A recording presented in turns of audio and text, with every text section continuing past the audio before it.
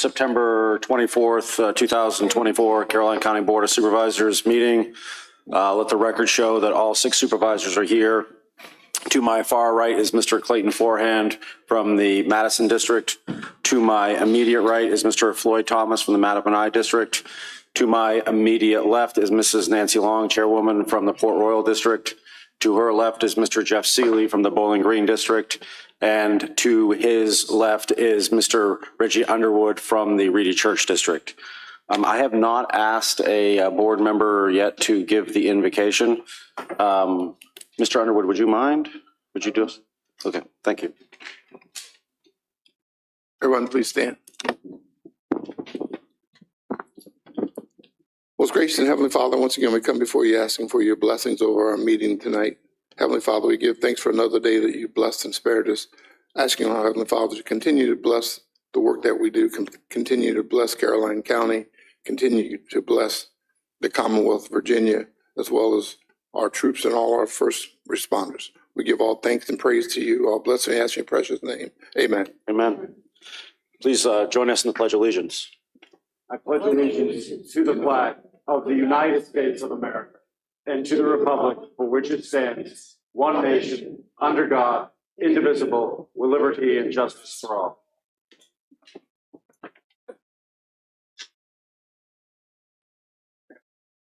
All right.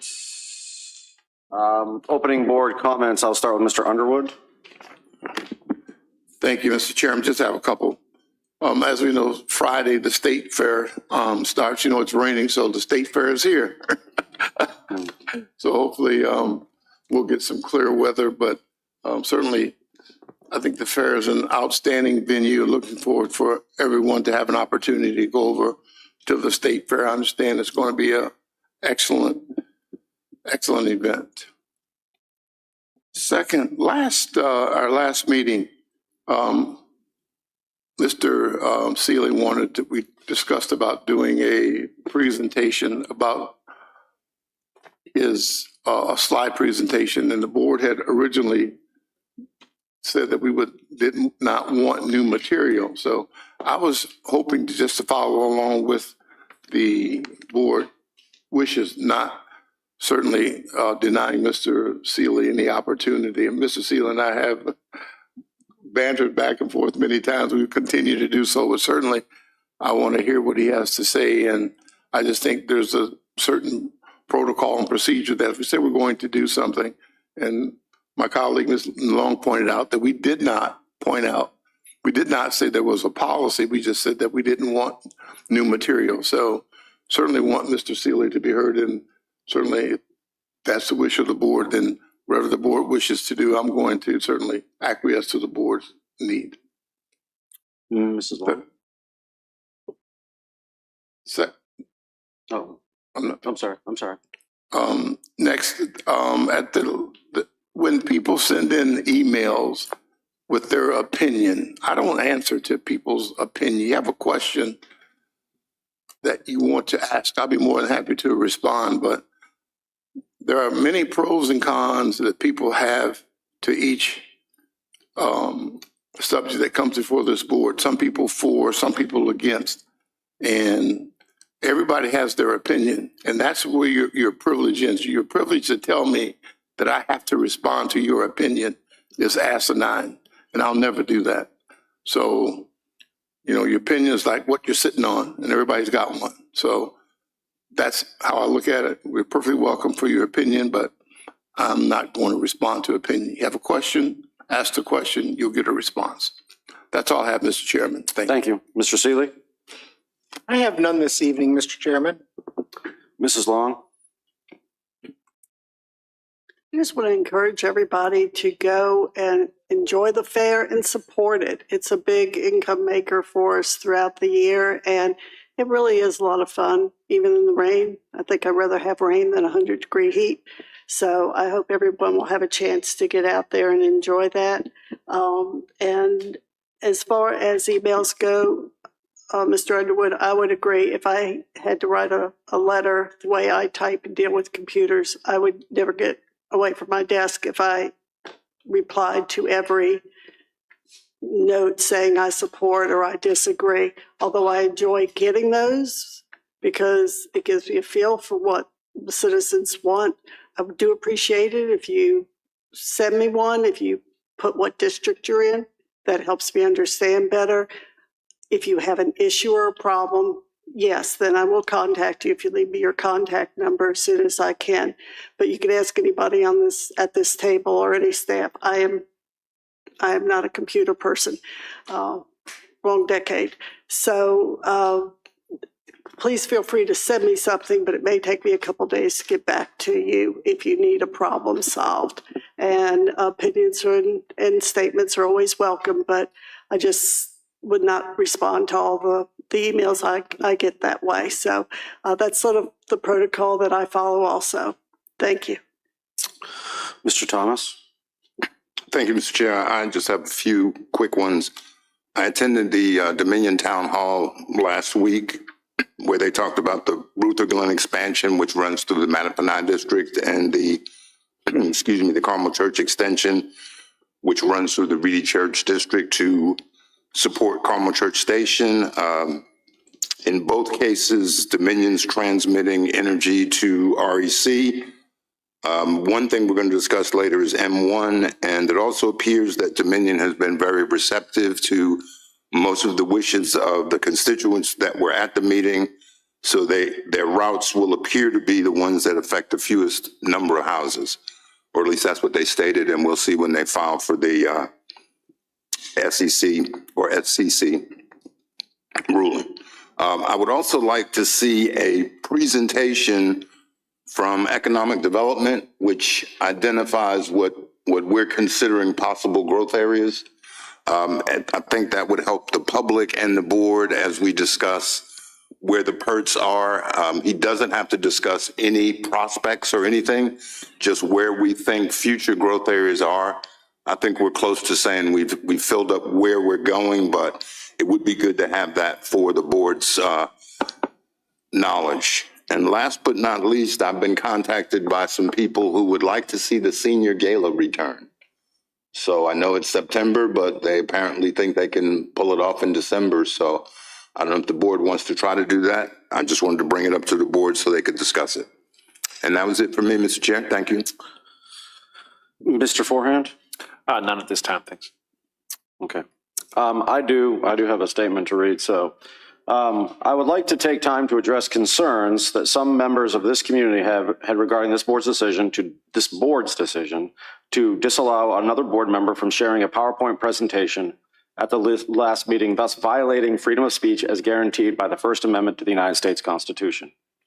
As chairman of the Board of Supervisors, it is my job to manage a meeting that runs efficiently, while at the same time allowing the voices of the public, the board, and applicants alike be heard. In the end, I want to be as fair as possible to all sides on every issue. The decision at the last meeting to not allow a board member to give said PowerPoint presentation was based on the fact that no board member had seen the presentation before it was to be shown to the public. Additionally, although I did not personally agree with showing the presentation, I polled other members of the Board of Supervisors on whether to let the presentation be shown. The consensus of the board was to disallow the presentation. It was not a vote at any time to limit any supervisor's voice, nor was it a decision made by the chair alone. At no time did I nor the Board of Supervisors ever stop any supervisor from verbally voicing his or her opinion or concerns regarding the proposed expansion of the PERT. If the presentation to be shared had some new tidbit of information that was a game changer, any supervisor was free to verbally share this new information. I believe that if any member of this board had given Mr. Sadler a flash drive with a presentation of unknown length and material in favor of the expansion of the PERT, the consensus of this board would have been the same. At the second meeting in May, another supervisor and I on this dais both voiced our frustration with last-minute information from board applications appearing in front of us with little or no time to digest. We even proposed a policy to limit when new information could be included in our board packets. How is a board member giving an unseen presentation of unknown length any different? I have the utmost respect for every supervisor up here. I understand that we all have different passions, and I believe that we all want what is best for Caroline County. I will continue to try to balance running a fair and efficient meeting while at the same time making sure all voices are heard. And finally, if we need a policy in place, if we need to come up with some sort of policy and have a open discussion on board presentations, then we should do that. So that's my comments, and that's it. All right, I will now move to presentations and reports. Mr. Chair, would you entertain an amendment to the agenda to add a discussion of the senior gala? Sure. Well, that would be, yeah. That's what I'm asking now. Yes, he's asking. I'm sorry, amendments to the agenda. Are there any amendments to the agenda besides senior gala? Mr. Chairman, I Mr. guess- Chair. Go ahead, Mr. Barton. We did want to add a closed meeting. Mr. McKenzie do you have the citation? Yeah. It's a closed meeting for legal and litigation, for an update on pending litigation. Okay. All right. And I would like to add to the agenda at some point. So that's we have a closed meeting. And I would like to add, if the board is interested in some sort of policy on board presentations and so forth, as far as do we need a policy on that? So let's go ahead and, can I get a motion to, let's go ahead and add. Mr. Chairman, just for clarification, what number is the gala? We will do the gala, let's do the gala at, under new business 9A. We will do the closed meeting. That'll be under agenda item number 10, because it's already there, right? And then we can do 9B, discussion on policy on board presentations. As 9B. The park is already on the agenda. No, the park is 9, and then there goes 9A, 9B. Yeah, so that would come after. Can I get a motion to approve the agenda as amended? So move, Mr. Chairman. Can I get a second, Mr. We have a motion by Mr. Underwood, second by Mr. Thomas, to approve the agenda as amended. All those in favor say aye. Aye. Motion carries. All right, the next on our agenda is presentations and reports. And that is a recognition of Kathy McVeigh upon her retirement. Yes, why don't, come on down. Friends, family, She's going coworkers. to bring you with her.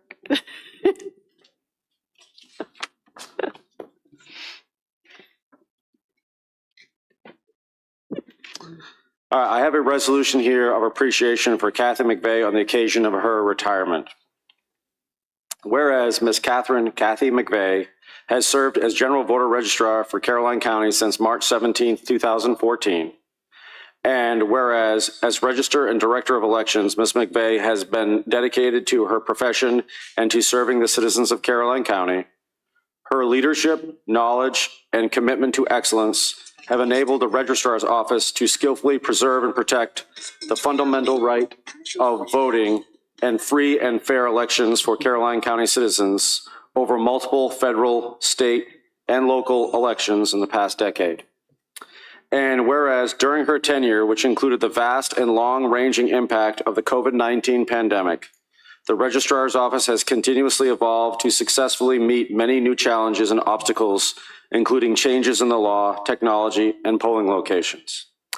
And whereas Ms. McVeigh recently announced her retirement as Registrar effective September 30th, 2024. Now, therefore, it be resolved that the Caroline County Board of Supervisors hereby extends its appreciation to Kathy McVeigh for her 10-plus years of exemplary service and commitment to the citizens of Caroline County as General Registrar, and extends its very best wishes for a long, happy, and healthy retirement. Adopted this 24th day of September, 2024. Let's give her a round of applause.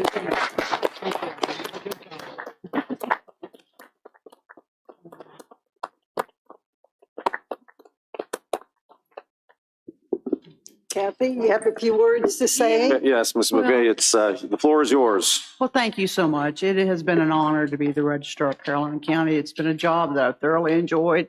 And I've always strived to bring fair elections and have an office that provided the best customer service that we could do. And I'm hoping that I did that. And I couldn't have done it without all y'all's help and all the many hundreds of workers who came through the officers' election were all just wonderful. And they just came beyond and did everything we needed to do to have successful elections. Again, my thank you. And this is my daughter, Crystal. I wanted everybody to meet her. And again, thank you so much. I really appreciate everything. Thank you very much, Ms. McVeigh. Why don't you come on up and we have a picture with the board. Would you rather we come down? Yeah. Come down? Yeah, we'll come down to you.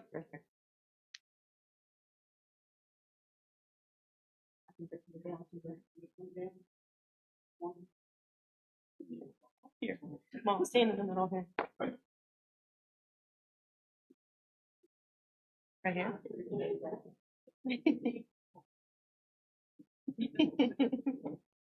Aww, here, man. Stand right in the middle, Mama. Hey, Jeff, you tell me what to do now. Why don't we get right here in the middle? Okay. Middle. Okay. And then- You have to get on one side, I'll get on the other. And we'll get the board members. Okay. Let me get my glasses off so Yeah. I don't look so old. Aw, great.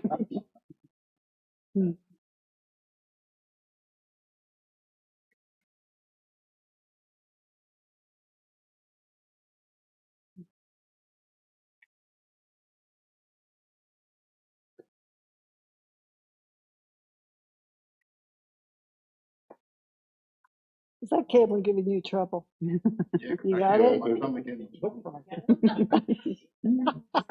I got a phone. You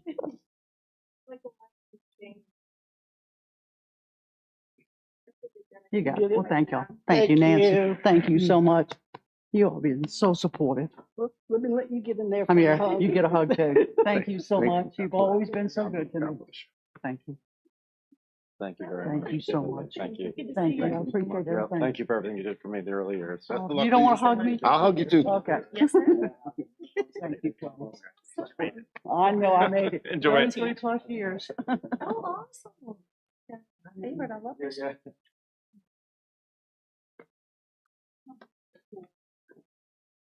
Okay, River. Feels good.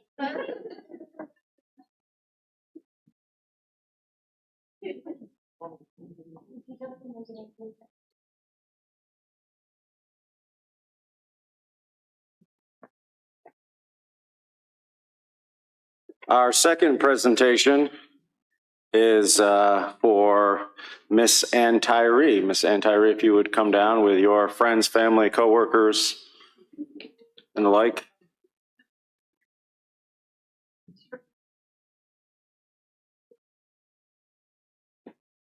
Okay, I can see Ann and Kathy getting in a lot of trouble together the next few months. Your friends, never turn. Oh, how nice to see all you ladies All of our here in management support. staff from work, plus and former employee Megan. Hi, Ann, how are you? Good, All right. quite happy. Yeah. I bet. All right. So I have a resolution of appreciation for Ann Tyree on the occasion of her retirement. Whereas Ann Tyree will retire at the end of September after 31 years of service to the Caroline County Department of Social Services as clerical supervisor, administrator, manager, and assistant director. And whereas Mrs. Tyree has always maintained the highest performance standards from the beginning of her tenure with Caroline County and served as the go-to person for social services on questions ranging from operations, budget, and program issues to building related concerns. And whereas her no-nonsense practical approach to her work made her a natural and successful manager who earned the trust of clients, community members, and social services workers by always saying what she means and doing what she says. And whereas, although she has been tireless in her efforts to teach and prepare her coworkers for the departure by documenting the many complex processes that she routinely handles on a daily basis. Her absence will leave a tremendous void in the department. Now, therefore, it be resolved that the Caroline County Board of Supervisors hereby expresses its appreciation to Ann Tyree for her 31 years of exemplary service and commitment to the citizens of Caroline County, and extends its very best wishes for a long, happy, and healthy retirement. Adopted this 24th day of September 2024. Let's give her a round of applause. 31 years. 31 years.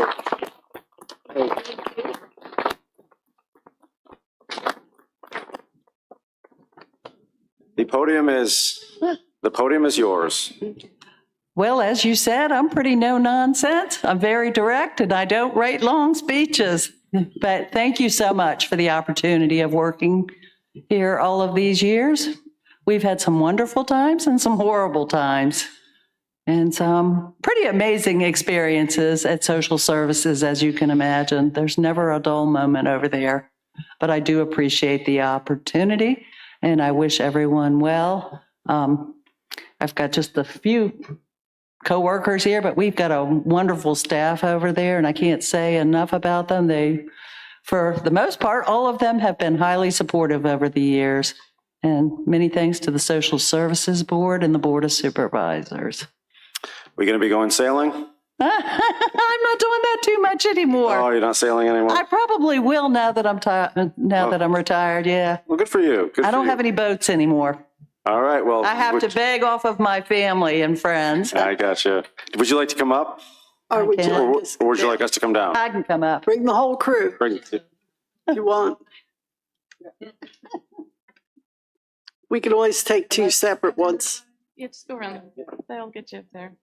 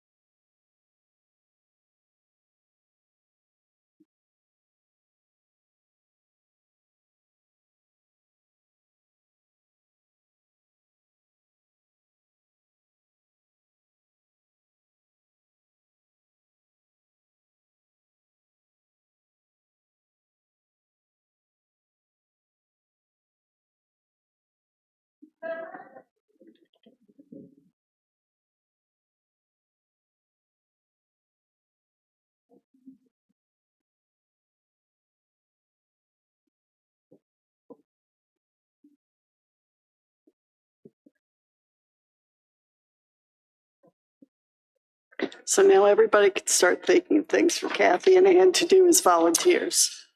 All We don't want them to righty. get bored. We are now going to move on to our next item on the agenda, which is appointments. Do we have, I know at the last meeting, there were a couple appointments to the Board of Equalization. Do we have more? I'm still waiting on a reply. My previous one could not do I it. have mine. Lynn Lenahan said she would serve again. Okay. Is there anyone else who has, Is that one per district? Yes. it's one per district? Is she a real estate person? Yes. Oh, perfect. We need at least two. Isn't Mary Pitts already on? Yes, she's a real estate person. Yeah, so that's- this will be that's the two. second real estate person. Mr. Rollins is on. I think we're going to mostly, mine's going to be one. No, it's planning commission. Oh, no, he's on BZA. But we're only, Mr. Seeley's is the only one that's on here. Okay, so did you make the motion, Mr. Seeley? I'll make a motion to nominate Lynn Lenahan. Second. I have a motion and a second. Any discussion on the motion? All those in favor say aye. Aye. All right, the next one is, so who still owes still owe a Board of Equalization, Mr. Underwood I do as well. and Mr. Forehand. Okay, so we still got 3 left, okay. Do we know when the training will start for these, Mr. Pardon? And phone numbers for these folks? Because that was one of the questions Lynn Lenahan had. She said just the sooner they get started, the better, with talking to some of the assessors. We would, I think, typically wait until we have all the nominees to try to arrange the schedules. But Okay. so we don't want to get it scheduled and then have to change it. Okay. All right, so next up is the Planning Commission. You have you're ready? Go for it. Yeah, Mr. Chairman, I would ask the board to approve Mr. J.D. Young for planning commission for Reed Church. And, okay, we have a motion and a second for Mr. Young. All those in favor say aye. Aye. I have mine as well, Mr. Richard Williams, to return. He's currently my planning commission member, so I'd like him to continue in that role. So I will motion that Mr. Richard Williams be reappointed to the planning commission. Second. I have a motion and a second. Any discussion on the motion? All those in favor say aye. Aye. Motion carries. All right, consent agenda. Is there anyone have anything that they would like to pull or discuss from the consent agenda?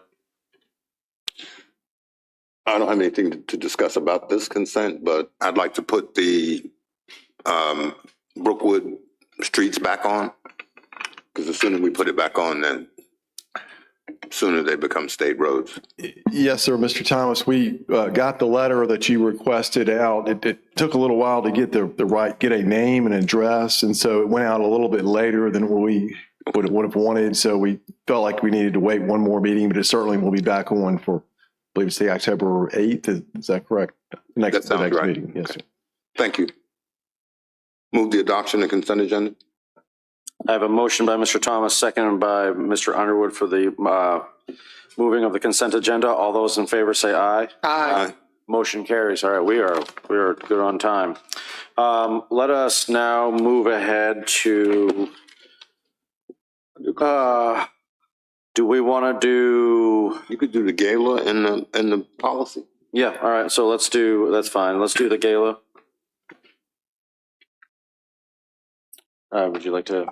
I could start. I just was contacted by Mrs. Cynthia Green, who was one of the lead proponents of the gala, and she was contacting, I believe it was LJ Moyer, who was another lead, and they said they wanted to do it again, and would the county consider supporting them? And I said I would bring it to the board, and I have.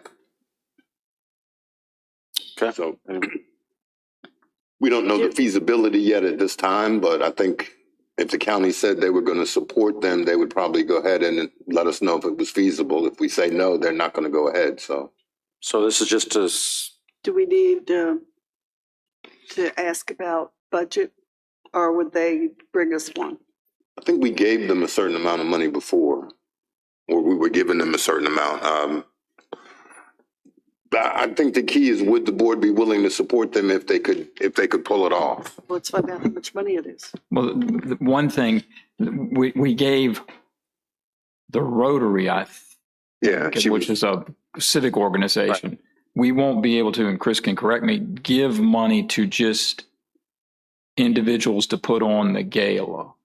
It would have to be some sort of reimbursement of a receipt. So you wouldn't just be able to write them a $10,000 check and then not know whether they had spent $10,000. So I think we'd have to sponsor it and they would sort of be the chair of the event and with the authority to do the gala up to a certain amount or something like that. But in that if we can't find an organization like Mr. Black's, Ruitans or somebody that, is a nonprofit to give money to.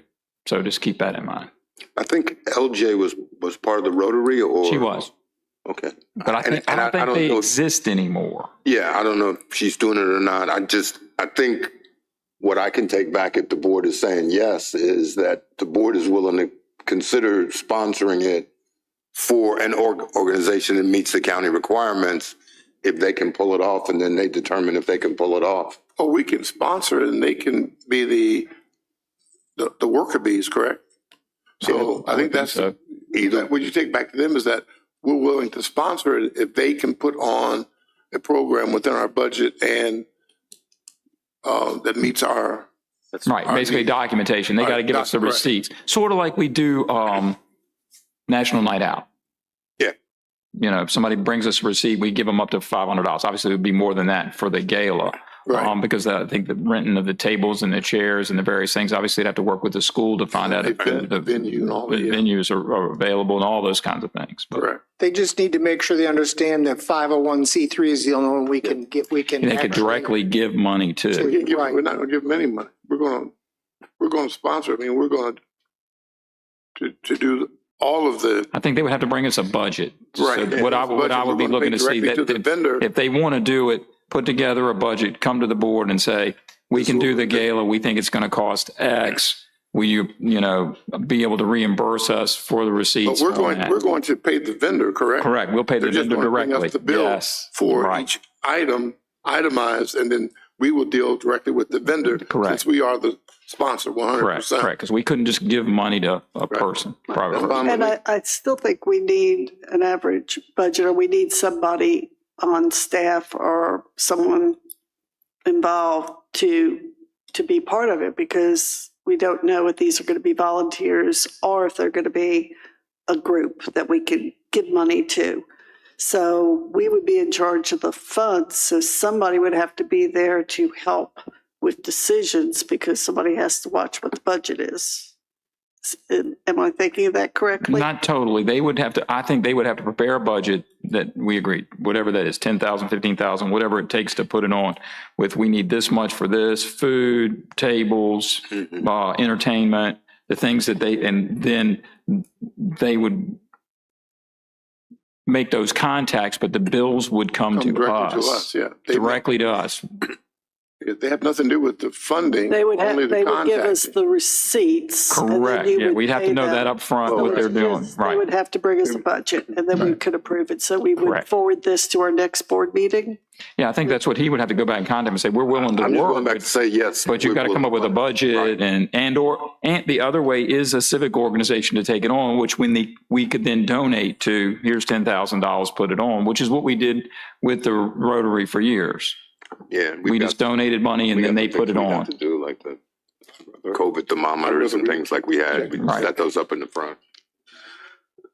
Okay, so this will be coming back to us in October. What I will do is I'll respond back to Mrs. Green, said the board, was favorable, and if they could make it happen, we'll do it. But they would provide us invoices and not receipts. Right. Invoices, right. We would pay. Right. Okay. All right, thank you. All right, 9B, we'll go to, that's the one I added, a policy on board presentations. One thing I just wanted to talk about, maybe we need it. In no way, Mr. Seeley, was I trying to, sit there. I do not want to limit freedom of speech. That's not the idea behind it.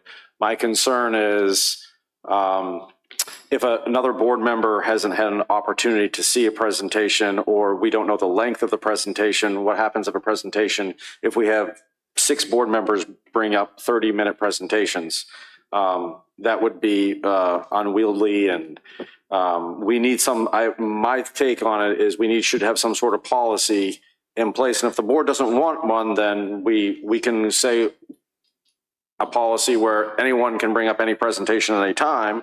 So we can go as open to that, Or we can say, look, if you've got something that you want to share at a meeting, it's due to Mr. Sadler, so he has time to make sure everything's okay with it and no glitches or anything by 1 o'clock that day or 24 hours beforehand, and it's sent to the board. I just think that would solve a lot of confusion, and that would let the board member also present. So, Chairman? Yes, Mr. When we originally spoke about receiving materials at the last minute, Mhm. it was mainly directed towards staff. But I think we should just make the decision that we are going to say that that's what we want and stay there. That was my concern. Just wanted to be fair and consistent, that we, the board, said we didn't want last minute material. Therefore, my thought process last week was, well, a couple of weeks ago, was that we shouldn't have any new material presented at the last minute. Sure. But, so I think we should look at it and what is our intent? If the intent is for the board for everyone, then I think we should be consistent.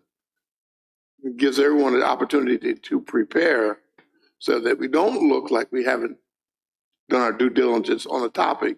I'd much rather look at a topic, do the investigative, do the research, and come with my idea versus being it sprung on last minute and saying, this is what I think we should do. That's my comment, Mr. Chairman. Thank you. Am I getting, you're saying you would like something like that, a presentation to be given to us by a certain time so that we can look over if it's going to be shared? Yes. Okay, that's all right. Mr. Seeley?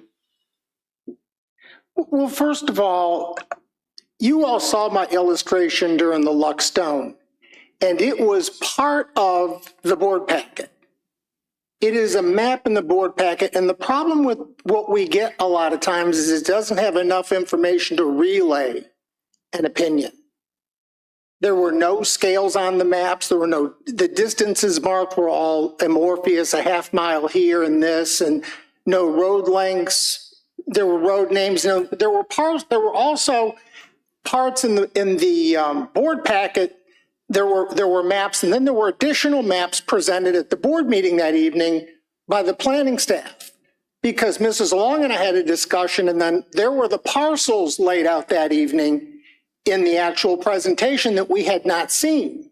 So I don't know that, I think that it is my opinion that I'm actually articulating, and depending on what happens during the board meeting, I may or may not need to do an illustration of what was in the board packet, and that was purely an illustration of what was in the board packet. And there's no way I can pass out my opinion on a project to the rest of the board before the board meeting. It is not wise. It's probably not legal. Is it legal for me to give my opinion before we do the public hearing? I mean, seriously, Mr. McKenzie. I mean, so what you're saying is I've got to present my opinion to all of you. And if I present slides, do you all get to tell me you can show slide 1 but not slide 2, and you can show slide 3 but not slide 4? I mean, to what level do we want to get to in an illustration of what was given to us? There was no new material. Those were all maps that were provided to us by staff, with the exception of I did not have the parcel map. Mr. McKenzie, is it? I can't state my opinion or start to articulate my opinion in a board packet. Well, I do think you have the ability to state what you're thinking at any given time. I think the point that I think you're trying to make is that you certainly may change your mind. So you could because during whatever is said during public hearing, public comment, board comments, I may change my mind completely during that presentation. Right. And I think what the legal aspect of what you're kind of getting at is that, yes, I agree that the board certainly has an obligation to listen to all of the information that is being presented by staff and the public in formulating each member's final decision. But you can certainly, and I think it's normal and reasonable to come in with one opinion and perhaps have that opinion change based on what you learned at the meeting. So, Mr. Chairman, are we going to, if I brought slides, are we then going to say I can show slide 1, but not slide 2 and maybe slide 3? Look, what I'm trying to get at is some sort of policy in place, because my concern is this: if Mr. Thomas brings in a presentation that's 30 minutes long, do I? I wouldn't call it presentation, because it's an exhibit of what's in the board packet on that topic. But the thing of it is here's what I'm saying: is if we let all visuals and we have no policy in place, which is fine if we want to do that, but on another topic down the road what I'm saying is, if Mr. Thomas or Mrs. Long comes in, and if we don't want to do any sort of, I mean, that's fine, but we also got to understand, if Mr. Thomas were to say to Mr. Sadler, if we have no, if we don't go with anyone, we just say, hey, look, we don't have a present, it's going to be 30 minutes. Do we, at that point, do we cut them off? Do we cut them off for 10 minutes? Do we let them go 30 minutes? I mean, what if all of us? I guess that's running for an efficient. So, like, I understand you don't want to squelch anyone's voice, and that's not what we're trying to do. All I'm saying is, if Mr. Thomas says something that no one has ever seen before, Mr. Sadler's not seen it. So, hopefully, like, to be fair to him, as far as he wants to make sure everything that, as far as technology is concerned, everything is fine. But I get concerned that we get bogged down in stuff where it's going to take a very, very long time to get through if everyone starts doing this.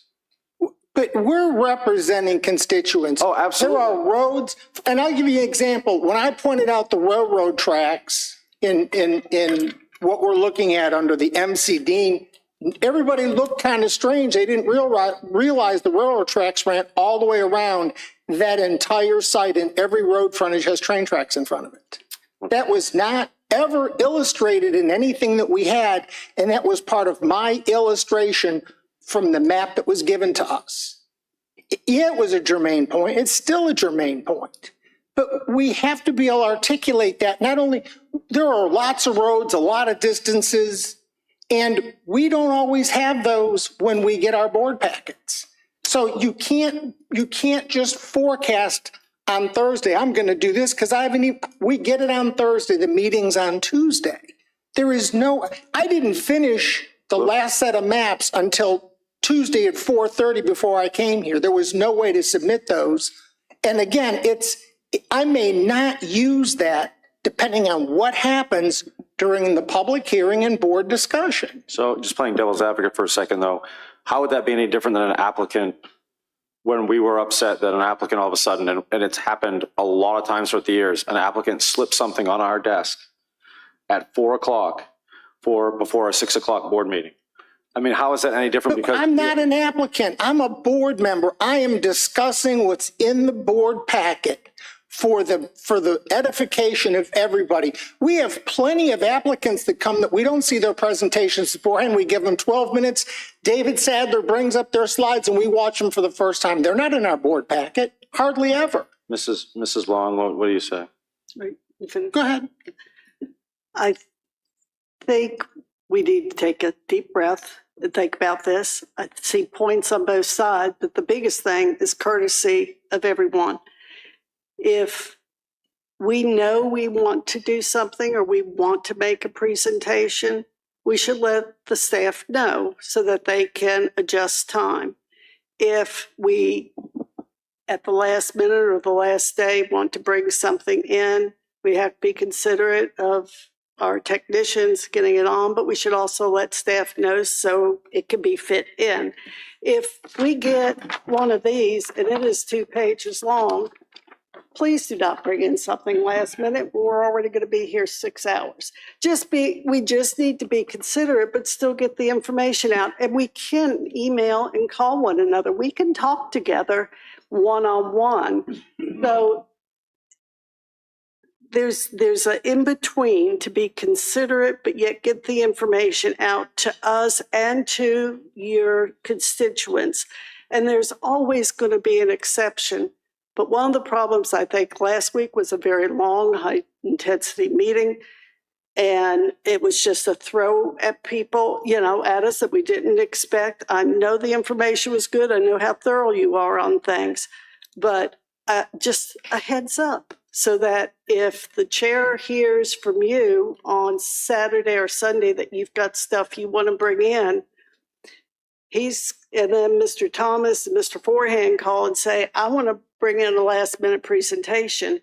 He says, wait a minute, that has to wait because we've already got an additional presentation. But they're not don't confuse presentation with the exhibits from what's in the board packet. They are two entirely different things.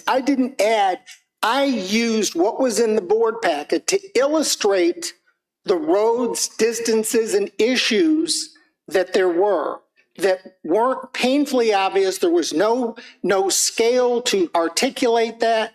I was trying to purely be fair to everybody, because we talk about roads, we talk about all kinds of things that are esoteric. We don't know how far they are. We don't know where they're at. We look at maps. There are things on those maps sometimes that are not painfully obvious. It was an exhibit. It was not a presentation. I didn't start all over and go, this is the project. No, I took what was in the board packet, what were maps in the board packet, and illustrated those maps with issues that I saw. It is not a new presentation. It is not a rehash of the project. It is my commentary on what was in there and part of that project. And I think that's where it is not a presentation. It is not sitting down to talk about something completely new. It's germane to what's going on for that public hearing. And there again, if I may, I understand that now, but I think when at that moment with everything going on, it just threw everybody off rhythm. And if you sort of knew that because you were working on your presentations, it only takes a moment to call the chair or Mr. Cully and say, I'm going to send David some slides because when it comes to my time to speak for this, I want to put them up. We could have all gotten a little email saying that. We would have all been ready. It was fine. It's a matter of timing and being considerate of staff and board members. And that was just something new. So I would say if someone wants to show something on the screen in response to something we're dealing with, we try to give staff a heads up. There will be times when something pops up, an emergency, and we all have to deal with it. But I think we just need to be considerate of everyone and staff's time and just keep communications open. That's all I'm saying. All right, Mr. Thomas. Well, again, I think I said this last week. I welcome clarification. So we get things at the last minute. For the most part, those things are clarifications. There are many times when those things are totally new information. In either case, I think we could just take a short recess and look at those, but it seemed like the board didn't want to do that. Mr. Seeley was one of the ones who was a proponent of saying, let's not have any new information. From staff, not from our. But you clarification. But you said, all right, I didn't say a word while you were talking. What was said was that we didn't want any new information. I took that to say there was no new information, period. Now, when I looked at it, this was Mr. Seeley's second attempt to show slides. His first time he showed slides, there was one single line where you outlined an area. And the next slide was a picture of pickup trucks, which I felt was very inappropriate because I didn't know where the pickup truck came from. I didn't know what the context was, but it was said they were coming from a data center site, and who knows whether that's true or not. So we got information at the last minute. Nobody knew anything about it. Nobody could verify it. I think the point of I have some things that are going to be shown could have been done. We had the whole weekend. Pam sent out this packet at 6:20 something on Thursday. I downloaded my packet on Thursday. It's on the website. We all have a chance to see it on Thursday. We have Friday and Monday to call and ask questions. If that is such an urgent need to show your own slides, all you have to do is say, I've got some slides I think we're going to show. This is what I want to do. And then the board could decide. But I would have, had you done that and you had another picture of pickup trucks, I would have said that's very inappropriate and you shouldn't show that slide. But I never had the opportunity to do anything like that. So the slides could have been wonderful slides. They could have been great. It could have been a, total revelation. But your process that we went through, that again, I said I had no problem with, was let's not take anything new. Get it to us by Thursday or whatever. So that's what I stuck with. And if I'll take anything from anybody that's on our desk when we start. I'll take 5 minutes to read it before we start, and that's it. Or we take nothing. So in either case, I'm fine with what the board decides to do. It's either all or nothing.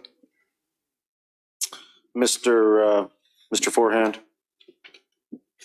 Personally, I wanted to say I wasn't here during the discussion at the last meeting. I was late to the meeting.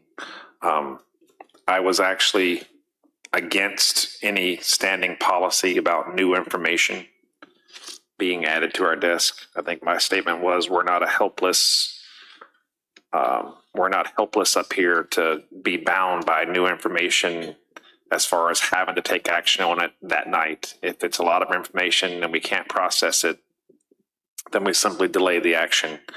I got no problem with a visual aid, which is what it sounds like Mr. Seeley had. This is a visual aid to supplement what was already going to be presented. I got no issue with that.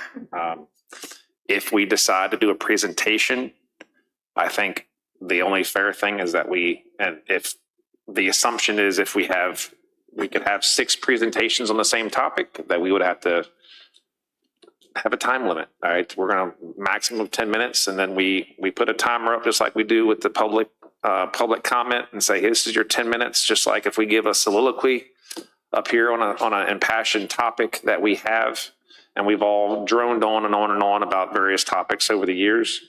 At some point, the chairman says, hey, let's wrap it up. 10 minutes is a decent number, 8 minutes, fine, 12 minutes, fine. But if we're going to do something like that, then that we just set a time limit, we endure. There's nothing inappropriate in it. We just enjoy the time. So I could foresee myself giving a presentation on my thoughts about a litter collection or a comprehensive litter program in the coming months. And I would like to present my thoughts, and I might want to use a visual aid at some point. That would include enforcement actions and signage and a school's art program and things like that, a holistic approach to it. That would probably be best presented as a presentation. So I use that. I use that as an example in my head that, okay, I don't want to ban all presentations, but it's also something that I could get to everyone early. So there's time to digest the details and things like that. So it sounds like I'm a fence setter, but there are some nuances in what I've said. So yeah. Thank you. It's hard when, and I think for something like that, if you can get it out to us, then staff could get it on the agenda too, most likely. Or we add it to the agenda and have a space for it. That's true. I was just articulating my opinion on a public comment on a public hearing that was handed to us on Thursday. And Mr. Thomas, I'm glad you have time on Friday and on Monday, because I don't always have that luxury right now. I'm still working full time. So I'm doing what I can. I have no sympathy to anybody who says that, because I've left a meeting and driven to the airport. So I have no sympathy at all. I've done it myself plenty of times. I've walked out of here and driven to someplace else. But I'm just saying that to be able to provide something, which is still my opinion, which may never make it up on the screen, it is not something that you can just send out to everybody ahead of time. It's something that I'd like to articulate. It will be relevant to what's in the package. It's not a presentation. It's actually an exhibit of what was in that particular package. All right. So I think we could go on for a long time regarding this. I think, can we possibly, Mr. McKenzie, because you're the You're the wordsmith and the attorney. Is it possible you could draw from us if the board is okay with this? Multiple policies, one being like we just allow everything, and then the board kind of look at them, and then we can have a discussion. So that way, because you've heard, Mr. Ford, I mean, all the opinions, everyone's kind of given an opinion of some sort up here, you know, and give us like a, what's that? So as far as the running the gamut, so we can look at like choice A, B, C, D, and maybe, you know, like in your email that you had sent out, I mean, the whole spectrum is there from, you know, don't limit anything. So that way we have something in place so we're consistent across the board and that every side has to follow to what Mr. Forehand proposed, a 10-minute rule or an 8-minute rule or time frame. Is it possible that you could formulate something for this and then come back to us? Because I don't think we're really going to be able to get anything concrete tonight.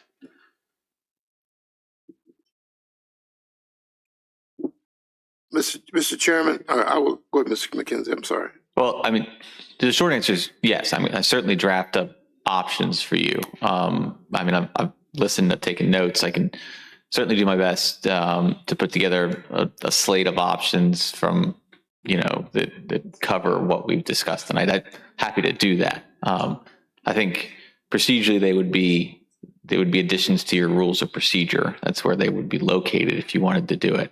But yeah, the short answer is yes. I mean, I can write just about anything up. Okay. So, but I didn't want Mr. Underwood.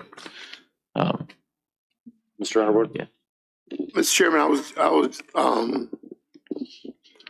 only going to say that when we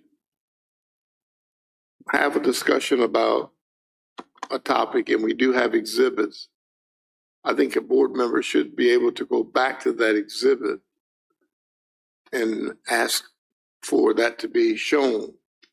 So I think there's a difference between a presentation and an illustration of an exhibit that we've already used.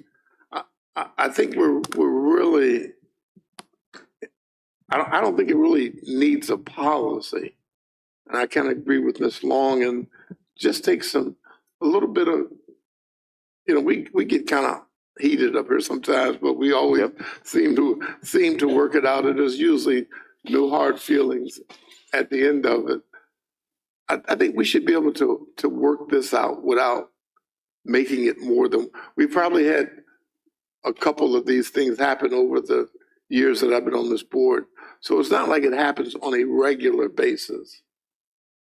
I think it's for us to decide what is within the bounds of whether we talk about data centers or solar fields or whatever. If you have a slide that we've used or that's been presented by the board, sometimes it's nice to be able to refer back to that. And if you bring that to refer back to, I don't have an issue with that. I kind of see putting a policy in place that's really more trouble than it's worth. Is my opinion. Thank you, Mr. Chairman.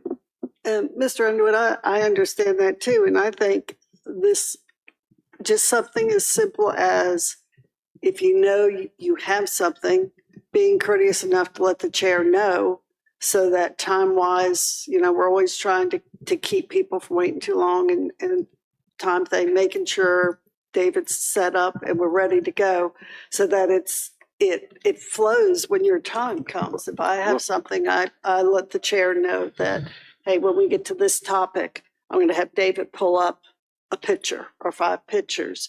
And then the rhythm keeps going. And I think, again, it's courtesy to all, just to keep, since we work together on this, it's like a play. You have to know your cues. And you know, you can't change your lines in the middle of a scene. So I think we could try just being a little bit more thoughtful and courteous. And remembering time also.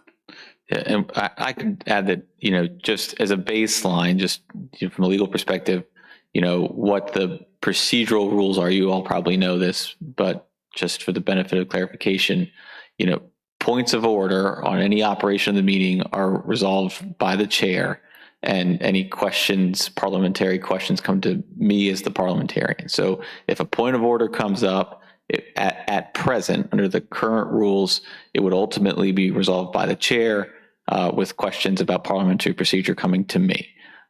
So under what I'm hearing Mr. Underwood and Mrs. Long saying is, as of right now, the kind of unwritten policy would be, try to provide advance notice, be courteous and thoughtful of staff, and in the event of a dispute or anything like that, it would ultimately be resolved by the chair. If that doesn't work, then what you would be looking at is updating your rules of procedure to provide a more rigorous plan for how to address this issue. That's my recap, basically. Yeah, my only thing is this, and I understand what Mrs. Long and Mr. Underwood are saying, and I think the famous quote of all men were angels, government wouldn't be necessary. When we have the public come up here for public comment, we tell them you got 3 minutes. We set rules, and then we usually let them go over a little bit. We say there's no derogatory comments, okay? And we don't allow that. Like we have parameters in place for the public. We don't allow heckling. We don't allow signs. We have these parameters that are in place, and we're saying we're going to go parameterless. And I if we didn't have parameters in place in some of the public hearings that we have in the passionate, like it would be pure chaos. And that's not what we want. We want freedom of speech, but we want people to be able to do it in an orderly fashion, get their point across. And I'm just concerned that the next time some impassioned topic comes up, we're back to square one. And that's why I want a policy. I think it would be great if we could all agree, but at some point, there's going to be something, and Mr. Thomas is going to want to share something, and we're going to say, oh, is that a presentation or is that a exhibit? And we're going to start splitting hairs again. And we've done that. So those are my concerns. So was the wish of the board not to move forward then with any policy?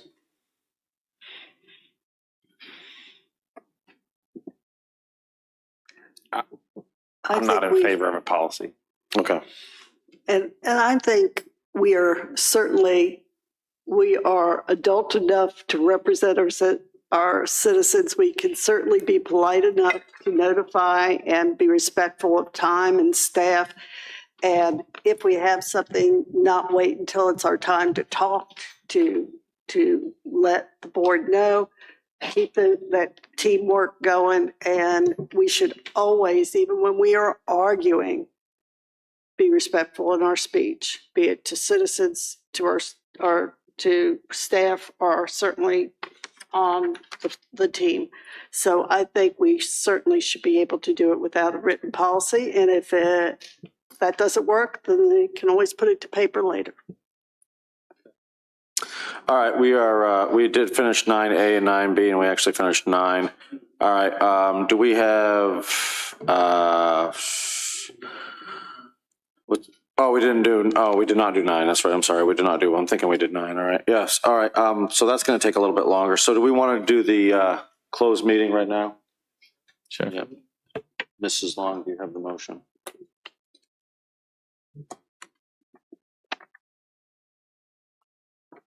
I move that this board convene in closed meeting pursuant to the consultation with legal counsel and litigation exception set of section 2.2-3711 A7 A8 of the Code of Virginia for consultation with the county attorney and discussion with staff regarding regulatory action and pending litigation involving the county, where discussion in an open meeting would adversely affect the board's litigating posture.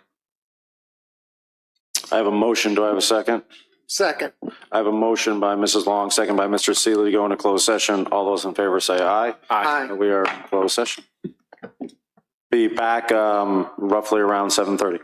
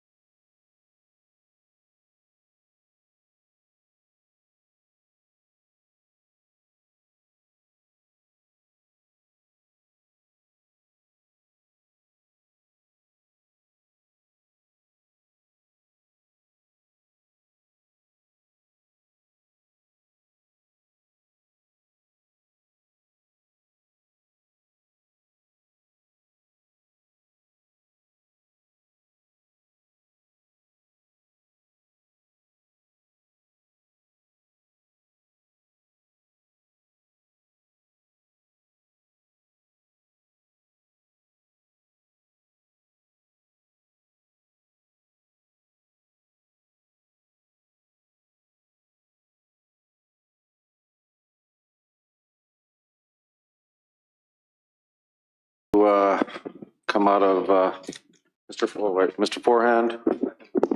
Okay. Do I need to close? Yeah, I'm just waiting for a motion to come out of closed session. We're waiting on Mr. Forehand.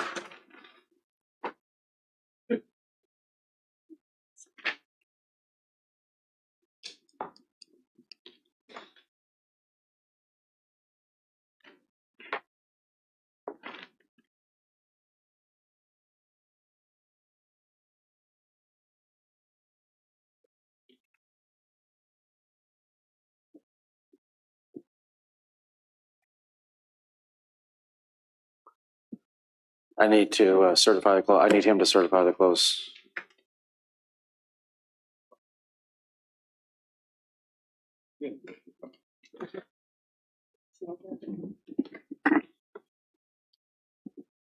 All right. I guess we'll go ahead and take a motion to come out of closed session.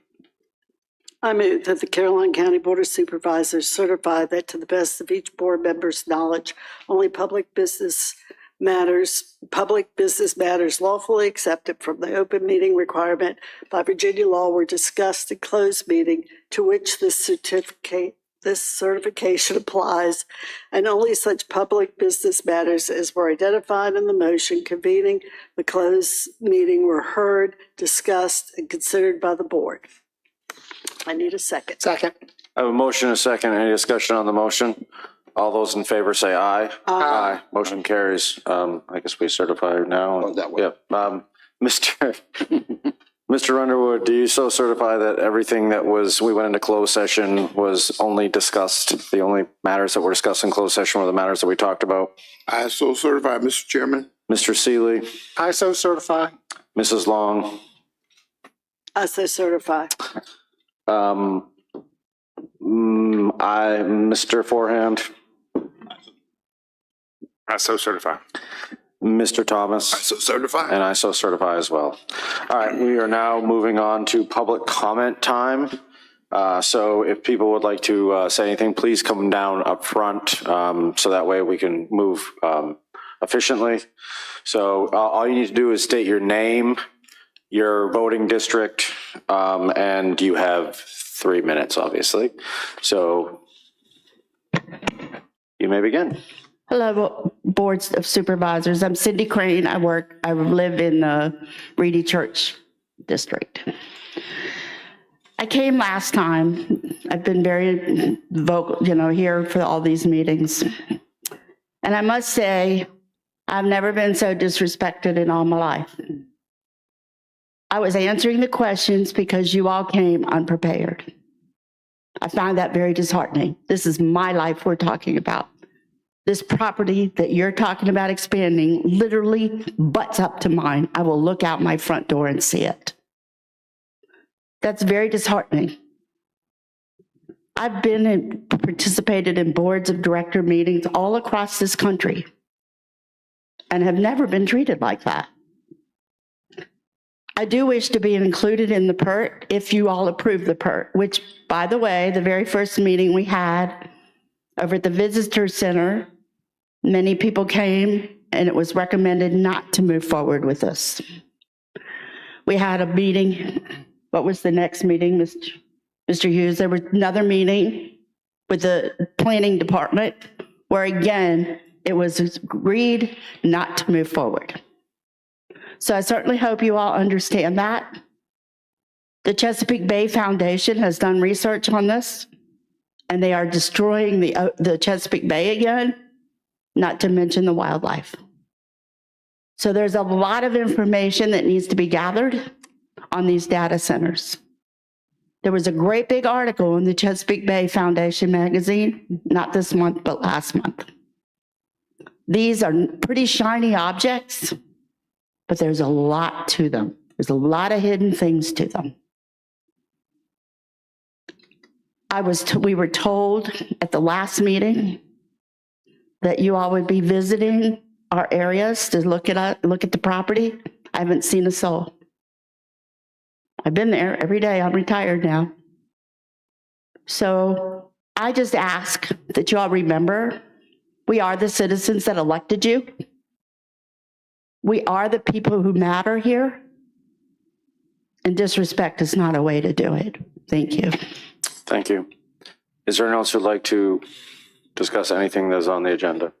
If I could just clarify one point of order, just as a reminder under the rules, discussions of anything general, data centers, that's fine, or, comments of any nature, but anything specifically on the comp plan amendment, which has already had the public hearing, but you haven't voted on, is not for public comment. So I just wanted to clarify that. The rule is in the rules of procedure. Point of order, please. In section 45H. Oh, I'm sorry. That's the wrong one. I'll get you the citation. Let's see.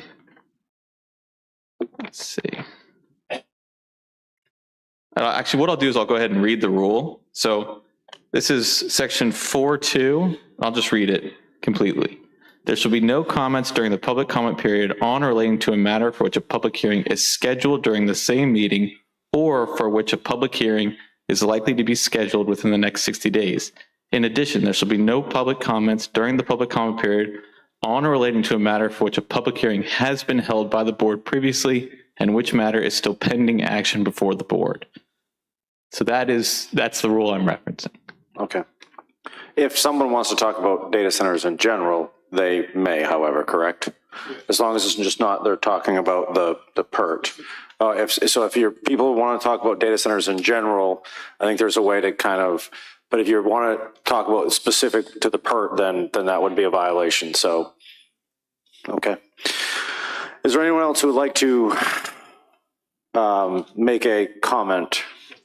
Come on down, state your name and your voting district. Good evening again, Alec Mebane. I'm not a Carolina resident. As I've said previously, been working for about 6 years for a landowner in Bowling Green District. Just wanted to comment, if you will, and hopefully I won't do it too thoroughly, but not at great length. Last week, there was the public information meeting held by Dominion. It was interesting, astounding even, to hear the interpretation given by the Dominion Energy employees in juxtaposition to what we have been hearing for several months about the need for additional transmission lines, upgrades, et cetera. My recollection and that of many people with whom I've spoken is that the general setting that we have heard for that is that the upgrades and the new transmission lines were solely due to just normal growth needs. So imagine my surprise, and I will say that I do recall that one Board of Supervisors member has asked some questions about that. So it was a bit of a surprise last week, and I didn't actually believe that I had heard it when I heard a Dominion employee, the first one, say to me, it is solely a customer-driven project. I said, what do you mean? They said, it's due to the request that has been made by a customer. And I said, does that mean the data centers? And they said, yes. And I said, does that mean both of them that you have drawn these maps for? And they said, yes. So I asked another of their employees and another, and it was confirmed by their project manager. So just wanted to note that. And there seems to be a conflict about what we've heard and what was presented by Dominion, who I believe would probably be the top authority, if you will, on it. Mr. McKenzie, Pache, I just had hoped to be able to turn to items 7 and 8. So maybe I can do that in the way that was mentioned a few moments ago. What a great idea to limit any more of these in this beautiful county. So thank you for your proposal. And I believe also that you have stated in the past, right, I'm not supposed to speak directly to people. So members of the board have in the past stated that when the Planning Commission makes a recommendation, They mean it, they've thought about it, and So if you could just give them about 30 more seconds. thank you. Thank you. It's a good idea to follow through on their recommendation. They've made a recommendation against the project, which you all have considered, and somebody has spoken about this evening, and I hope you follow their recommendation, which was unanimous. Thank you. Have a good evening.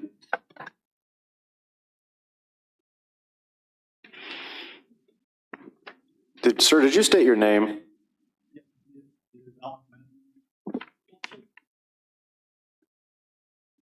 Can you just state it in the front of the mic? Sure, I'm so sorry. Yes, Alec Mebane, How do you spell your last name? M as in monkey, E as in elephant, B as in boy, or battle, A for animal, N for nothing, E for elephant. I have a very long name. I'm giving you the shortest version thereof. So- Thank you. Sorry. Thank you. Okay, thank you.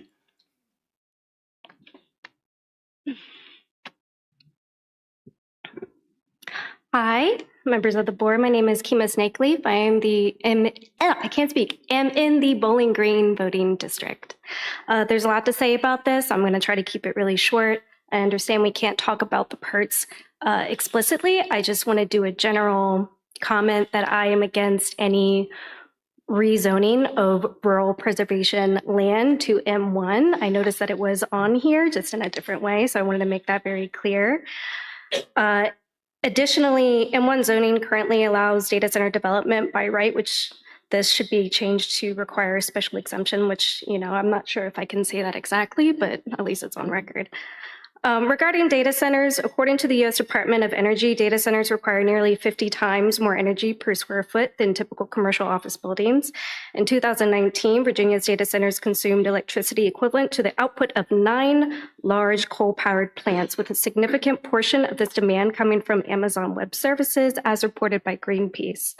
The Virginia Conservation Network notes that data centers are subsidized by taxpayers and ratepayers, with the state tax exemption costing Virginia taxpayers over $1 billion in the past decade. The rapid growth in energy demand also requires utilities to build more generation and transmission infrastructure, costs that are borne by all utility customers.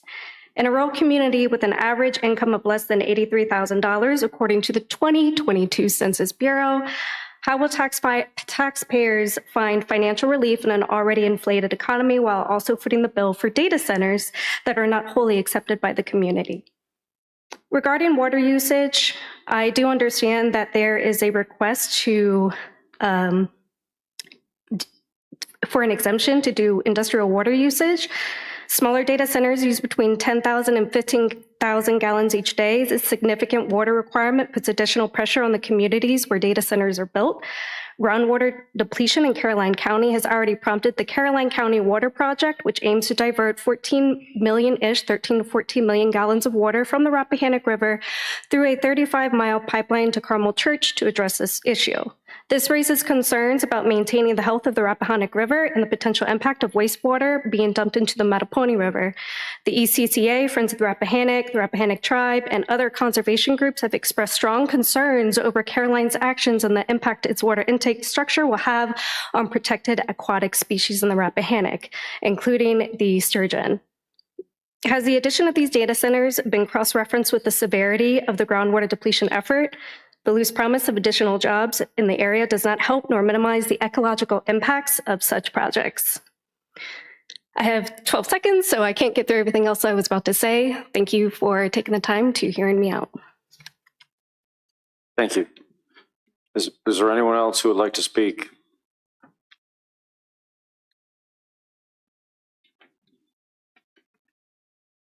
Hello, Julia Yandura, Mattaponi District. I first want to thank you for putting the proposal for making data centers by right. I very much do appreciate that. After meeting with the County Planning Department last week, it's my understanding that there are 2 sites where there are pre-applications, or maybe it's not, they are in the works, and they are more than likely going to happen. They were able to show me some of that information over our virtual call. I ask that, as you know, there's a lot of interest in data centers across this county. As more and more residents are finding out about it, they're showing up to these board meetings and they're talking about it. I think this information should be made public. I was told that this information is available to be shared with the public. I think we should post it. I think we should make people aware of what's happening to reduce a lot of confusion so that we understand what is happening, what is more almost certainly going to happen versus what is potential and really the residents have any say over, because it seems the projects that are already happening are just going to happen. And really the only fight we have is to talk about where those transmission lines are going to go, and the residents are just going to end up paying for them. But my request is that we make this information public. And I do appreciate working to make data centers not a by right use. So thank you. Thank you. Is there anyone else who would like to?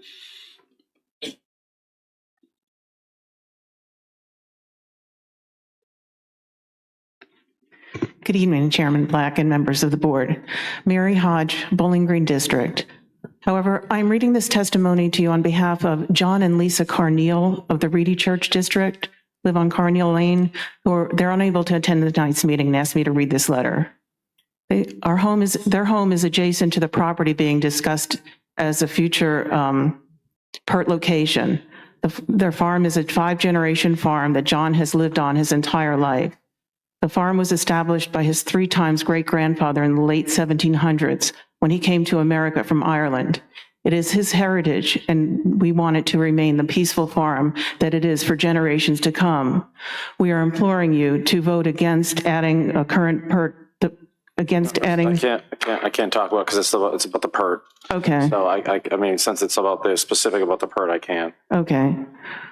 When we vote for our Board of Supervisor members to be in office, we do so looking for them to protect our rights as residents of Caroline. We are asking that you protect our home and way of life as it is now and not let it be destroyed by the greed of others. So many residents of this county are here because of family heritage, and many others are here because they choose to be in this rural setting. Please do not allow our county to become an undesirable location to live in due to too much industrial growth. The current PERT area sits untouched, and we do not need to add to it. Please put the residents who will be negatively affected in the forefront of your decision on this matter and follow suit with the Planning Commission's recommendation of denial for this. We know there are some who think that rural farmland is a waste, but please think about the fact that if there are no farmers with land to farm, we do not eat. Caroline County has been a beautiful place to live because of the rural historical setting. Please do not take this away from those who live here and love this county as it is. Thank you for hearing the Carneals on this. And this is my comment. And no offense intended, but regarding the overused expression that we would not see, hear, or smell data centers, I take exception to this. And the fact that with these, we would no longer be able to see forests and fields, to hear the singing of birds, and smell when corn tassels and hay fields are blooming. Don't underestimate the power of Caroline farmers. You saw how they all came out in support of Corey Garrett. Farming and forestry roots run very deep in Caroline. We know the importance of preserving land for future generations, as you can see the Carneal family continues to do. So I hope that factors into a decision you may be making tonight. And for the record, Mr. Seeley, I know I'm out of time, but when there was a solar application on the table, Mr. Seeley showed a visual like It's about 30 seconds. Mr. Seeley showed a video of the destruction a solar facility was doing in Louisa County, and it was very helpful in his testimony. So thank you for that, sir. Thank you. Is there anyone else who would like to?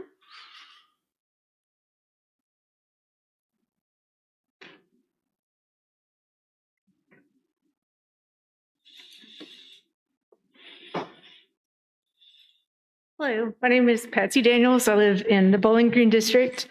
As I mentioned in the last meeting, I'm a software engineering manager and also an environmentalist. So I understand the need for data centers. I use them on a daily basis. They're valuable, but I have a few questions or just considerations that I want to raise about the development of data centers. The first would be, I would think that any responsible county government would do a proper environmental impact study on any land that's going to be used for this purpose. For example, we have found endangered spotted turtles on the back of our property, and I'm sure that there's in wetlands or other areas that may be developed, you may have endangered species or other protected species that need to be considered.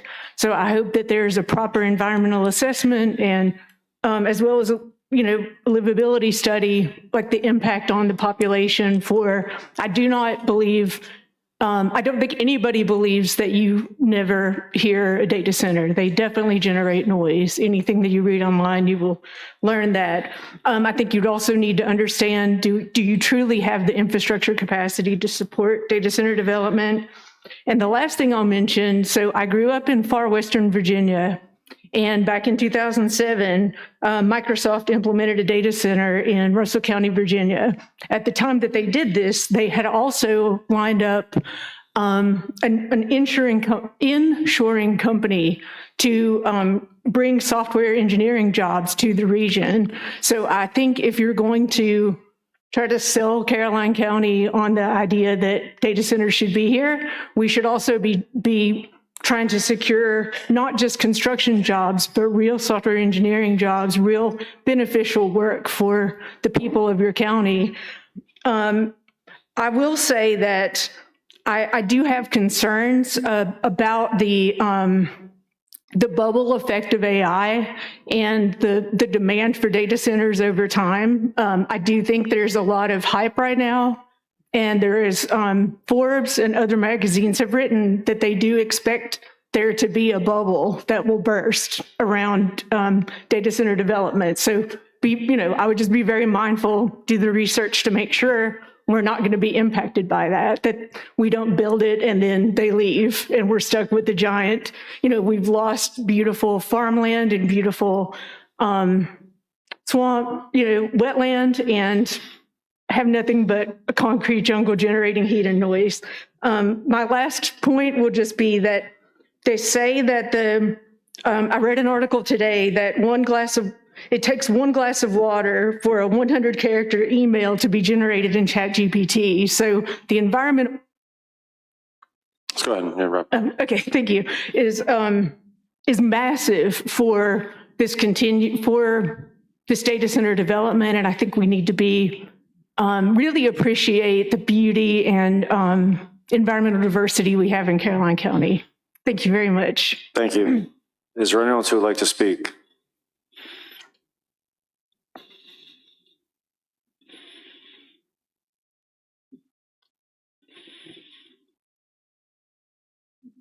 Good evening. Just state your name and your voting district.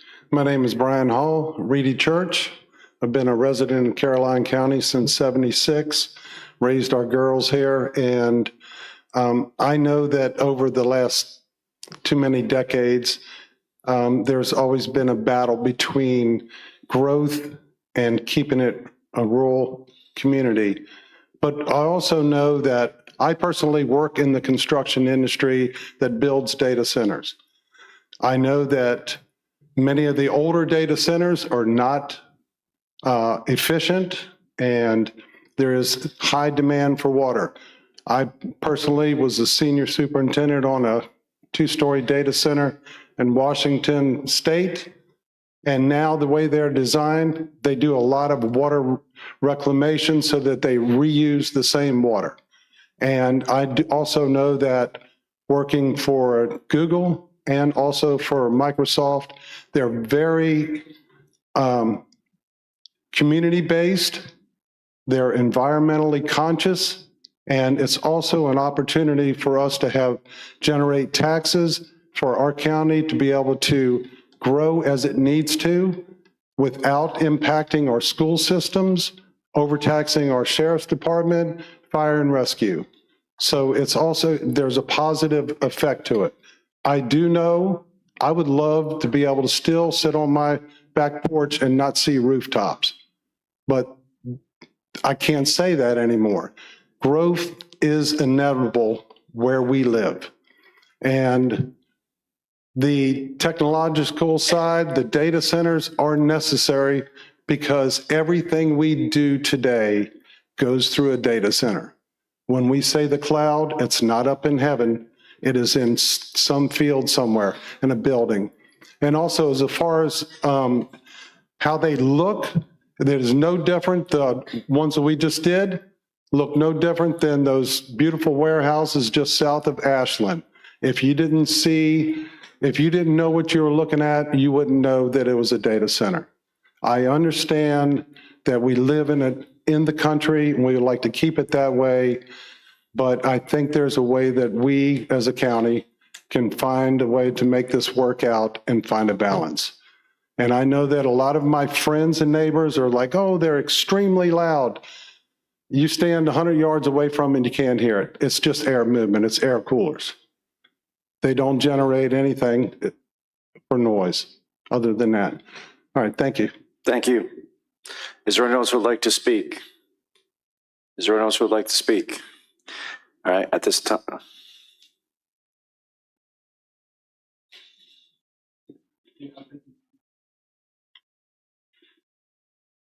Good evening.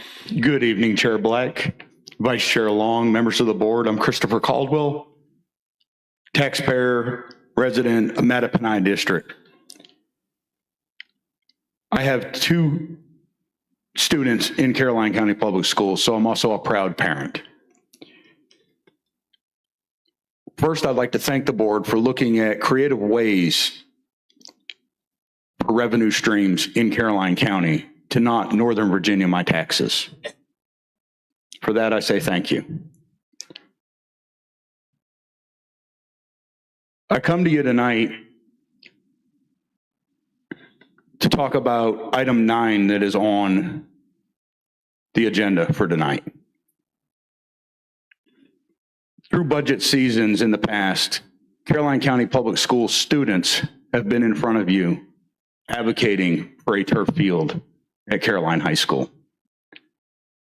As a taxpayer, I would love to see my tax money going towards a turf field at the high school, but time and time again, it has been turned down. I was shocked when I saw the improvements out of budget season being brought to the board for approval in the sum of about $4 million. And part of that item is for turf fields at the Caroline Park. What is that saying to our students that have been in front of this board advocating for a turf field? Just want to, when you guys get ready to talk about that tonight, I want you to seriously think about that. The parks do need a lot of work. All departments in here in Caroline County have room for improvement. So please take a look at that and see what that says in your heart to the students of Caroline County Public Schools. Thank you. Thank you. Is there anyone else who would like to speak?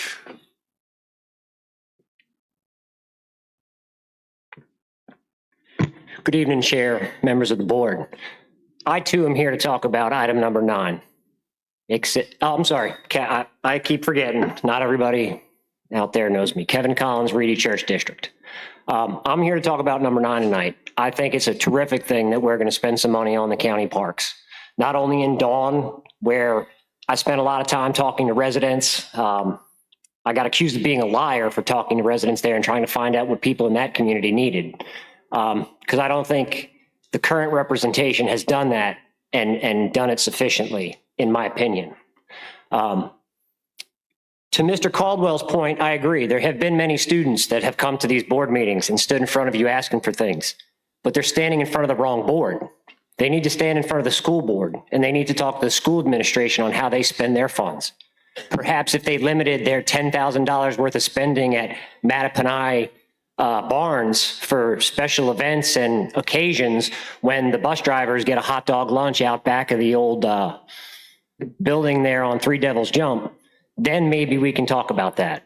We do need our parks. It's embarrassing to go to the soccer field when my son has his middle school game and see clouds of dirt as they run towards the goal. It is absolutely embarrassing. That hill you have to walk up behind that school is atrocious. Mr. Caldwell should focus on his schools. There's been a pile of trash behind a outbuilding at the middle school for weeks. I mentioned it to him at the last board meeting. It still sits there untouched. Focus on the school and implementing maybe some budgetary restraints around $250,000 salaries and undue spending on things that we don't need, and focus the budget on the students and the staff instead of the administration and what they want. Let's give it back to what the kids want. And putting this money in the parks is an amazing thing. To drive through Dawn and see what the potential is at that property is amazing for the community. There's nothing on that side of the county for anyone to do recreation wise. And it would be great. I drive that way to work every day. And it would be great to see that. Kids playing, a baseball field, lights. Maybe we could have some sort of a travel team for, intramural baseball or Parks and Rec baseball, and we can travel through the county and play instead of having to go to other counties. There's a real interest in Parks and Rec. I think this money would be well spent. And if the school wants to spend money on their fields, then they need to put budget items in for it, not come to the board and blame U6 when they control their budget. We don't get to ask and see what they're spending it on at your board meeting. So again, number 9, I'm all for it. Let's give these kids what they deserve, Parks and Rec. Some of them don't have great lives after school, and this will provide a lot for them. Thank you. Is there anyone else who would like to make any comments? Is there anyone else who would like to make any comments? Good evening. I'm Eric Lambert. I'm the Assistant Business Manager for the International Brotherhood of Electrical Workers in Richmond, Virginia. I represent many electricians in Caroline County and, of course, also in the Central Virginia area. I just want to bring your attention to the data centers can bring the opportunities for Caroline County residents for jobs and training in construction and in trades, and not just in that, and also in the engineering operations of data centers. It gives opportunity for people to work at home in Caroline County. Right now, the electricians and the construction workers that do these kinds of work, this kind of work, have to travel to other counties and other states, and they would love to come back home and work here at home. It's an opportunity for us to teach and new Caroline County students coming up into a trade for a lifelong career where they can make lots of money and sustain their families. So just something to think about when you talk about data centers that haven't been mentioned tonight. Thank you. Is there anyone else who would like to make any other public comments?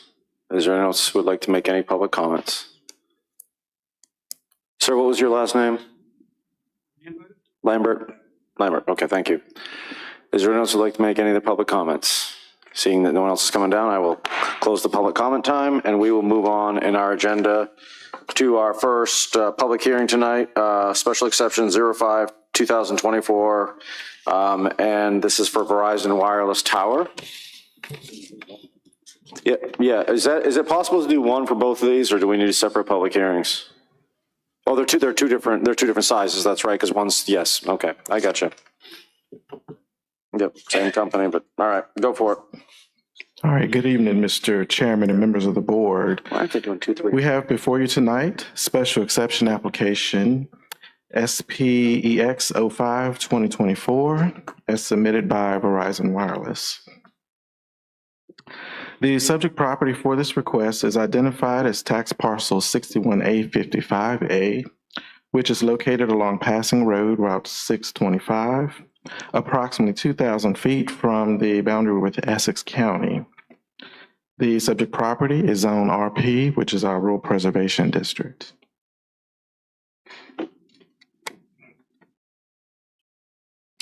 In accordance with Article 4, Section 5 of the RP District Regulations, the applicant is requesting approval of a special exception permit to construct a new 294-foot lattice communications tower on the subject property.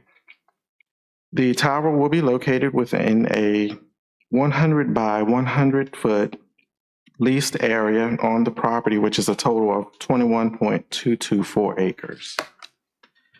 The collapse zone for the tower is wholly contained within the subject property. An 80-foot by 80-foot equipment compound surrounded by an 8-foot chain link fence will house the tower. The tower will be accessed from passing road by a 20-foot easement. The supplemental standards for communication facilities in Article 15 allow the Board of Supervisors to approve towers that exceed 199 feet based on 5 criteria. The first criteria, the tower shall generally support the county's policy of maintaining the county's rural and historic characteristics by not creating a visually adverse impact on residences other than a residence on the subject parcel. Historic sites or scenic roadways. The applicant has proposes that screening and utilizing existing forested areas to assist with reducing the visual impact. Second criteria, the towers shall be located in areas designated in the zoning ordinance as rural or agricultural preservation, where existing topographical features provide significant visual buffer between the tower and nearby residences and/or businesses located on adjacent or surrounding parcels. Staff notes the proposed site is indeed zoned rural preservation, or RP. Third criteria, it shall be demonstrated to the board's satisfaction that the additional height will provide more effective coverage and more effectively meet the communication needs of the residents of Caroline County than a 199-foot tower. However, at no such time shall such a tower exceed a maximum height of 300 feet. Staff notes the applicant has provided a letter from the senior engineer for Verizon Wireless that outlines the need for the additional height. Fourth criteria, it shall be demonstrated to the board's satisfaction that the additional height will decrease the overall number of towers in the county. Verizon has provided documents that note several towers would be required to obtain the same coverage as the 294-foot tower. And then lastly, the fifth criteria, only those areas of the county designated as permitted commercial tower development areas as set forth in the Caroline County Communications Tower Master Plan prepared by Atlantic Technologies, dated December 21st, 2006, are eligible to have a maximum tower height in excess of 199 feet. Staff notes this site is indeed within a permitted commercial tower development area.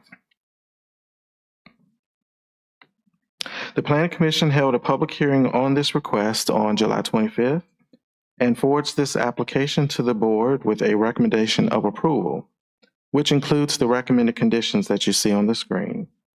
These conditions require recording of the two-wit, maintenance of screening and the equipment compound, commencement of construction within 24 months, and compliance with the fall zone as shown on the GDP. So with that, that will conclude staff's presentation. I'm happy to address questions you may have. The applicant's representative is present this evening as well. Okay. Does any board member have any questions or comments before I open the public hearing? Yeah, sure. And during the public hearing. All right, I'm going to go ahead and I'll open the public hearing, and I'll give the applicant time to speak. I'm going to go ahead and open public hearing. Special exception 06-2020, 05-2024. Public hearing is now open, sir. Thank you, Mr. Chairman. My name is Preston Lloyd on behalf of the applicant. I believe we also have a PowerPoint deck. So if you wouldn't mind indulging just a moment as we get that put on the screen. There we go. Thanks, staff, very much for the thorough presentation, which will obviate the need for me going into a lot of detail. Many of these slides were covered previously, but if you see something that raises a question or issue that you'd like covered, I'd certainly be happy to go back to it in your questions. But the part that I'd like to emphasize is the element of staff's presentation concerning the statutory requirements, the criteria that must be reviewed, and the additional information that must be provided by the applicant to show that each of those 5 criteria have been met. And I'd like to amplify a number of the elements that staff provided in response to each of those criteria in suggesting that from staff's perspective, they have been adequately met. But further, we would offer the following, that this site as proposed would have no impact on historic sites or scenic roadways, which is in further conformance with the county's comprehensive plan. As noted, it is in the Rural Preservation Zoning District, and the significant forested nature of the property and tree lines will obscure the lower portion of the tower, providing visual buffers in furtherance of the comprehensive plan's recommendations. You'll note that the property is within the designated commercial tower development area as noted by staff and as incorporated by reference in the county's communication tower master plan. The board may be wondering why the request for the additional height. And the practical answer is the higher the height, this is a radio frequency technology, the greater the propagation of that radio frequency, which will potentially avoid the requirement for additional towers. So effectively, the public policy decision is, do you have more towers at a lower height, or do you have fewer towers by allowing the additional height? If that height and that tower is located in strategic locations that meet all of these criteria that have been set forth in the code. Further, the additional height will provide effective coverage to a greater number of citizens, so there's a direct public benefit. And you'll note as well that there are existing Verizon wireless towers in the county that are well over 200 feet, on average 235 feet. So the board can rest assured that this won't set a precedent that the board might regret in the future. A few additional items to show compliance with the county's ordinance and comprehensive plan. Certainly, wireless communications enhance public safety, further economic development, including specifically agricultural applications, telecommuting, and remote learning, all of which align with the county's priorities. There are no existing towers in the area that will be served by this tower. The closest is over 5 miles away to the north, 7 miles to the northeast, 7 miles to the east, and 6 miles to the southwest. And there will be no disruption to the surrounding neighborhood or impact on present and future agricultural preservation in the area, again, in further alignment with your comprehensive plan. And the facility will not require county resources such as utilities, roads, and schools. It provides an additional benefit, as we've described. So Verizon Wireless is delighted to be making these investments to further the quality of life for Caroline County's residents, and we appreciate your favorable consideration of the matter this evening. I'd be happy to answer any questions that the board may have. Well, we're in the middle of a public hearing, so I'm going to let the public go ahead and then I'll let the board come back up or I'll let you come back up and ask questions. Thank you, sir. Okay, as soon as I close the public hearing. Is there anyone who would like to speak regarding this matter? Is there anyone who would like to speak regarding this matter?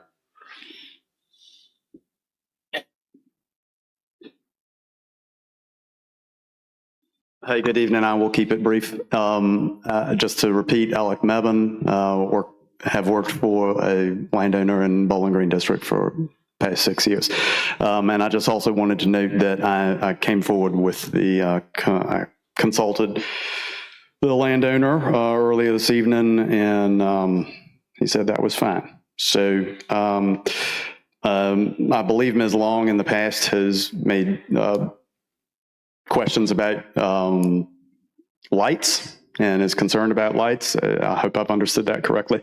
And I would just say that in this particular instance, if there's the possibility of this being a red light as opposed to a flashing white light, that's much less intrusive generally in the rural atmosphere. And thank you.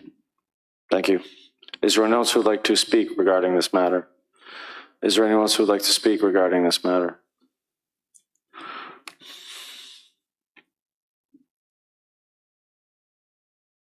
Good evening, Nick Daniels, Bowling Green District. I'd just like to add that I live a couple miles from where they want to build this, and it really is a necessity in this county to get better cell service across the county. I would consider a fire and life safety issue. Sir, can you put the microphone up? Yeah, thank you. Yeah. I would consider a fire and life safety issue at this point. There's sections of my property, if I go to, I have no service whatsoever. And it's been a couple close calls we've had that if it had been worse and time was of the essence, it would have been a major problem. So I appreciate that they're coming through with a tower and hopefully more to better serve the people of Caroline County. Thank you. Thank you. Is there anyone else who'd like to speak regarding this matter? Is there anyone else who'd like to speak regarding this matter? Hearing none, I will declare the public hearing closed. Does anyone have any question for the applicant? Okay, we'll start with Mr. Thomas and then go to Ms. Long. Oh, okay. Preston, what was your last name? I'm sorry. My last name is Lloyd, Lloyd. Oh, well, that's easy to remember. Thank you. Yes, sir. Mr. Lloyd, there are really 3 quick questions. What's the range on this particular cell tower? The signal propagation is difficult to define with precision with a specific number. Effectively, the technology that's done takes. Okay, you're giving me the lawyer answer. Just give me a ballpark. Okay. I'll do my best for you. So 5 miles? That would be a reasonable estimate. Yes, sir. It's really critical. And we all know that the board has very little to say about cell towers because the state basically says we have to approve them. And I've been one in saying we needed one, there a lot sooner. So I'm all for that. I just want to make sure I understand. Are you going to let AT&T on your cell tower? There is an opportunity for co-location. Yes, sir. Okay, they have to go through a process with you and then they pay you rent. Okay, and the last one is, are you going to run fiber to this tower so it'll be a 5G tower? Yes, sir. There will be fiber connections to the facility. Is there any possible way that we could work in connection with you and the county's broadband project so that we could lay fiber as you lay it? That's something that I need to take back to my client, but I do know that Verizon loves to partner with localities, and if there's an opportunity to be efficient in disturbing existing right-of-ways and putting down those utilities, I'm confident that there are efficiencies to be gained there. Okay. Do you have a business card? I do, yes, sir. Would you give it to Mr. Sadler, please? It'd be my pleasure. Thank you. Thank you. All right, Mrs. Long? Yeah, I just have one quick one. Since this tower is taller than what we normally do, has anyone spoken with Fort Walker? There is an air flight, making sure that this is not going to interfere. Yes, ma'am. There are specific FAA requirements concerning the siting of facilities and the height that would be required. And so this facility will comply with all of those FAA requirements, including any facility, whether government owned or otherwise, that's an airfield. Okay, just got to keep our guys safe. Yes, ma'am. Thank Yeah, you. go from Mr. Forehand. 2 quick ones. Is the color of the light something we can discuss? Again, it's fully driven by the FAA requirements. I don't know specifically whether there's the ability, but I've made a note of the question that was asked, and if there is the discretion within the applicant's power to accommodate that preference, but I don't believe that it's possible. Yes, sir. It's regulated by the FAA. And there's a cell tower that I can see from my house, and when it becomes light, it switches from white to red. So it's going to be both. And it's got to be red for night flight, for night vision. Yeah. I feel like I've seen both things at night. Again, there was one malfunctioning that we had here that was white all the time that wasn't supposed to. The one on Page Road I see from my house, that switches from one to another when daylight comes. Right. And my last question, and you may or may not know the answer, the tower that's in Carmel Church that was constructed actually months ago is still not online. Do you have any idea about that one coming online? I regret that I don't have any information about that particular facility, but I'd be glad to look into it, and if I can find information, report back. People are anxiously waiting. Understood. Exit 104 is a very, very poor signal. Verizon's continuing to look for those opportunities for investment, and so as we can bring them online. They built a tower there. Yes, sir. It's not working. It's understood. I'll follow up. Thank you. Yes, sir. I just have, Mr. Seeley, you're just going to make a motion, or I just have? No, I've got a couple questions, but go ahead. And I don't know if it pertains to this or the next one, but why don't you, if you propagate the signal farther, why don't you, I mean, I understand why the height goes up. Why don't you start, like, I see the next one on the board packet is the small one, and then this one's the tall one. Why don't you just start going to rural areas, do all tall ones? It has to do with sort of finding the right balance between what's the signal area that's being targeted. And so for an area that needs to be larger, they need a larger tower. The county, of course, has an upper limit, which is 300 feet, which it can't be exceeded, but it's not a one-size-fits-all approach. And so it's looking at where are the donut holes in the current signal map and trying to figure out what's the right size to then plug that donut hole. That's not a donut. Yeah. Fair enough. Yeah. All right, Mr. Seeley. Yeah, Chief Garnett, do we not have a need for an antenna for fire and rescue in that portion of the county? Because it seems to me when we were doing the study for radios for signal propagation and receipt for the handhelds, that was a hole. Is that still true? We lease tower space on a tower that's owned by SBA in Essex County. So it's a tower that's roughly the same height that he talked about. The problem is I would love to get something closer, but the return on investment on what the vendor charges to relocate equipment would be quite expensive. Okay, I just knew that, I didn't know how we solved it, didn't remember. Yeah, we currently, I think it's not quite $50,000 a year that we pay in rent to that Essex County tower. Okay, thank you. $50,000 a year, wouldn't it pay to move it eventually? Do we know when they'll start build? The number one question is, when will they start building this, and when will it become usable? I regret that I don't have a specific construction timeline date that I can provide, but the first step is obviously getting this approval in order to get that process moving. Well, with that, I'll make a motion to Like approve 18 months. special exception. I'm with you. 05/2024. Second. I have a motion and a second. Any I further think it's like 18 months at least, the time frame. discussion? All those in favor say aye. Aye. Motion carries. All right, we are now on to special exception 06/2024. Same kind of idea, only this tower will be one of these smaller ones. Take it away. We don't need a presentation. What's your call? Good evening, Mr. Chairman and members of the board. This is special exception application SPEX 06/2024 as submitted by Verizon Wireless. The subject property for this request is identified as tax parcel 73A9, which is located along Fowl Road, Route 643, between the intersections of Sparta Road, Route 721, and Kids Fork Road, Route 654. This property is also zoned RP Rural Preservation. In accordance with Article 4, Section 5 of the RP District Regulations, the applicant is requesting approval of a special exception permit to construct a new 199-foot monopole communications tower on the subject property. The tower will be located within a 100-foot by 100-foot leased area on the property, which is a total of 100.49 acres. The collapse zone for the tower is wholly contained within the subject property. A 40-foot by 40-foot equipment compound surrounded by an 8-foot chain link fence will house the tower. The tower will be accessed from Fowl Road by a 20-foot easement.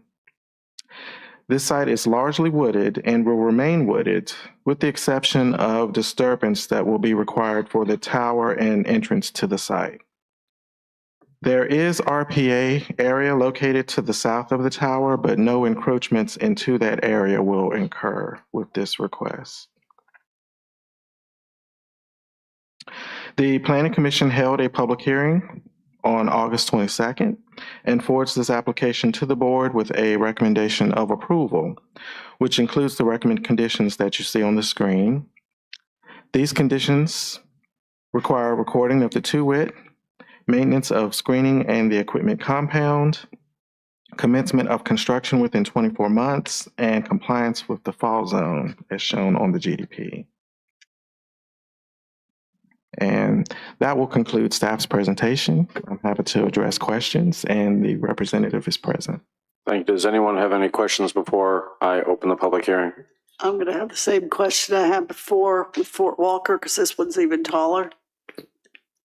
Just make sure the other they're one was in taller. The other one was taller. Okay, yeah. Just make sure they're in gear with you, Yes, knowing ma'am. these towers are going up. And I have a presentation, which I'm not going to give unless if the board would indulge, if there are any questions from the public, that might be a helpful exhibit just to be able to respond to those. The only thing that I feel obliged to make sure is entered into the record is that in terms of the comprehensive plans compliance, that improved wireless communication enhances safety, economic development, telecommuting, and remote learning. There are no towers in the area, as has been described.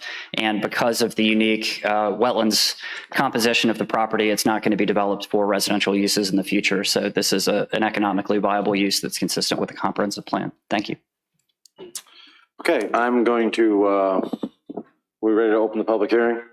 I'm going to go ahead and open a public hearing, special exception 06-2024. If there's anyone who would like to speak regarding this matter, please come forward, state your name, voting district.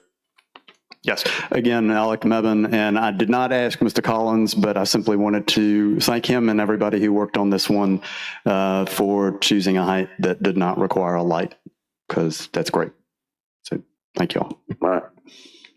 Is there anyone else who would like to speak regarding this matter? Is there anyone else who would like to speak regarding this matter? Seeing no one, I will declare the public hearing closed. All right, board members have any questions? Question? Mr. Thomas? Yes, sir. Well, if you were, I'm sorry, Preston, Preston Lloyd, thank you. How far is this from the other one? Less than 5 miles, right? I don't have a precise distance. I apologize, Mr. Thomas. Do you know? It's further than 5 miles. Yeah, I'm just thinking. Because when you think about where you're at, this is on File Road. Yeah. This is on File, and the next where we were at before was on Passing. That's a good distance. I can't tell you how many miles, but it's probably slightly more than 5, maybe 6, 7. Is the overlap close? I don't have a signal propagation map that I could compare to give you a precise answer. The way I can answer your question is in saying the engineers who make the decision as to what to target use that, what I've described as a signal propagation map. You can think of it as like a color-coded map that shows the highest, most consistent cell coverage, and then it gets the color changes as that consistency decreases. And of course, it's based on topography, trees, other natural barriers that'll interrupt that signal. And so when you see these new towers being proposed, it's the areas that have either the greatest efficiency in signal propagation or the existing signal can't keep up with the demand. It's a capacity-driven issue. And so those are the two factors that when Verizon looks at the map and they figure out where do we need to target, those are the data that would drive that decision. And I mean, the reason I asked that and repeatedly focus on that is that area doesn't have cell service, and it's important. So if you want to do another tower right now, we might as well go ahead and vote on it. Thank you, sir. Okay. Plus, we can't change it anyhow. So the state regulates it. All right. Is that ready for a motion? I'll make a motion. We approve special exception 06-2024. And do I have to add the conditions in, Mr. McKenzie? I didn't do that on the last one, and should I have? As presented. Yeah, I believe it was made as presented, but you certainly always benefit from clarification. But I think usually the conditions are presented with it unless you alter them. Yeah, and we didn't alter any in the last one, so I'm just, I'm approving these as presented. Yeah, second is as presented. Yes, sir. Second. Motion and a second. Any discussion on the motion? Aye. All those in favor say aye. Aye. Motion carries unanimously. All right, we are now out of public hearings into unfinished business. Agenda item number 6. I think Mr. Hunsinger is here with Friends of Rappahannock. Yes. And Mr. Chair, just some brief introductory remarks. Yep.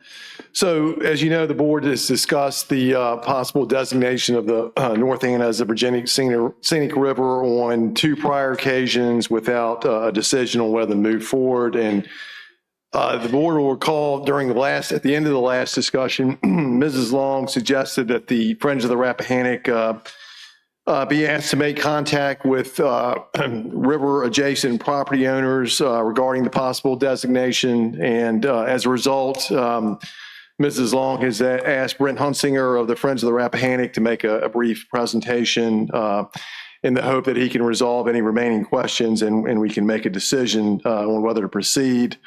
I will say that should the board decide to proceed, again, the first step is to draft a letter to the Department of Conservation and Recreation requesting a study to determine whether the criteria can be met. And staff would also ask that if you're going to move forward, you authorize us to reach out to Hanover County to ask for a letter of, or to explain the project and ask for support, because it's our understanding that their support will also be required for the approval. Thank you, Mr. Chair.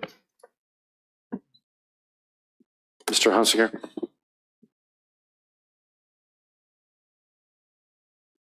Good evening. Brent Hunsinger for the record, Friends of the Rappahannock, Mr. Chair and members of the board. I am here at the request of Supervisor Long. Glad to be here. Thank you for the opportunity to speak with you regarding the potential designation of the North Anna River from Route 738 to Route 1 as a state scenic river. I will say I am also here on behalf of the York River Steward, who is newly hired. She is receiving training somewhere in Southwest Virginia, and I will be here with her soon to introduce her. We're here before you, as I said, to try and request that the board request a study of the North Anna River, a certain segment, to have that studied by DCR staff. You have already received a PowerPoint presentation. I did not include anything more because I feel like it covers a lot of things that you would need to know with that. The study has been requested by Mr. Kevin Collins and has support from the York River Steward, National Parks Conservation Association, Old Dominion Smallmouth Club, and Coastal Canoeists, among many local residents, as you can see by the petitions that were submitted to the board. This is the first step in a multiple step process. The first one would be Caroline and Hanover County Board of Supervisors request the DCR study. The second piece would be DCR floats the river and uses a set of criteria set to determine eligibility scores. They would love to have you all go along so you could see the river firsthand if you have never paddled it as well. If scoring determines eligibility, the Board of Supervisors then decides whether or not to ask the General Assembly to introduce the bill for inclusion to be passed by the GA and signed by the governor. Yes, if Caroline and Hanover, hold on. Yes, so it would come back to you all at that point. So for a second round where Caroline and Hanover then pass resolutions in support, if you were to do that, you would find a delegate or a senator to carry a bill in the 2025 General Assembly, if we were able to move that quickly. If not, we would have to wait till next year if Hanover were to determine they wanted to go along as well. It is my understanding from Mr. Collins that Hanover County is aware of this, but they have not brought it up. The decision was made to come to you all first for a decision. If you choose to go forward, we can then go to Hanover County as well. And then it would require passage through the House and Senate, the State House and Senate, and then require the governor's signature. To reiterate, designation, state scenic designation gives no authority to DCR to restrict development along the North Anna River. The only restriction is that in order to put in a new, say, for example, dam, it would require consent by the General Assembly. The 738 to Route 1 is about 18 miles in length and does have a public access point at Route 1 on the Hanover County side. Thank you for the time to present to you all, and I'm glad to answer any questions. Thank you. Does anyone have any questions? I just have to say, I want to thank you for coming. The reason I asked for you to come is because you are a river steward and needed to make sure you were in the loop. I know the Rappahannock is already on. I am so totally supportive of this, but we need to make sure it's in the right hands to be carried through to Hanover and need your guidance on that. But it is a be one of the first times in a long time we've worked together with Hanover to do this, and I think it would be a great project. So I want to thank you for taking the time to come and speak to us tonight. I appreciate it. I also wanted to make sure that more people had a chance to hear about it before we voted on it. So thank you very much. And I move that we move forward with the. But hold on, wait. Oh, sorry. Go right ahead. Ms. Hunting, you said there was access to the river on the Hanover side, but you didn't say access on the Caroline side. No, sir. As of this point, there is no access on the Caroline side that I know of, public access, but DCR's requirements only require one public access point to be available at any stretch of that river. And so I did speak with DCR a couple weeks ago to confirm that that particular access meets the criteria to even have this considered by DCR for inclusion in the State Scenic River. So even if we, go ahead and include it as a State Scenic River, we can still work to have an access point on the Caroline Oh, side. 100%. Okay. I don't work in that area much, but I'm sure the York River Steward and other folks would love to work with the county to establish public access. But we're talking about how great it is for the county and there's no access on the county side. It's not public, but there's some, we need to have a public one. There's private access on Hewlett Road and Anderson Mill and Landora Bridge, but, okay. Yeah, all right, so, you need to read the motions in the packet. No. Here, you got it? Thank you. I move to authorize staff to draft a letter to the Virginia Department of Conservation and Recreation requesting a study of the North Anna River in Caroline County for possible designation as a Virginia Scenic River for Chairman Black's signature, and a letter of explanation and requests for support to Hanover County. Thank you, Jeff. I will second that motion. I have a motion and a second. Any other discussion? All those in favor say aye. Aye. Opposed? All right, motion carries unanimously. All right, the next one, we have to look at agenda item number 7, which is for a scheduled joint public hearing with the Planning Commission regarding the data centers in M1 and the M1 zoning district. Who is going to take this? I think this is Mr. McKenzie. I'll take this one just because it's largely procedural, but we wanted to bring it before the board to make sure that we're proceeding as instructed.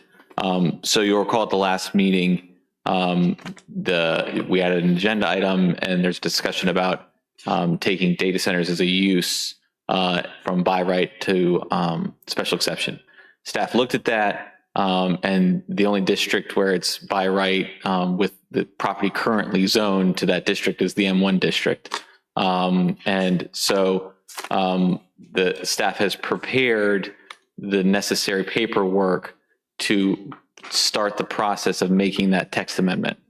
In the interim, a question came up about whether the board wants to go with that approach, which is to basically take data center as a use and move it from the section of the zoning ordinance that says it's by right and move it down to special exception on the one hand, or go with a more nuanced approach and look at the different types of data centers and say, there are water-cooled data centers, there are air-cooled data centers, there's reuse water data centers, and do you want to be more tailored in saying we want, water-cooled data centers, for example, to be special exception, but not air-cooled?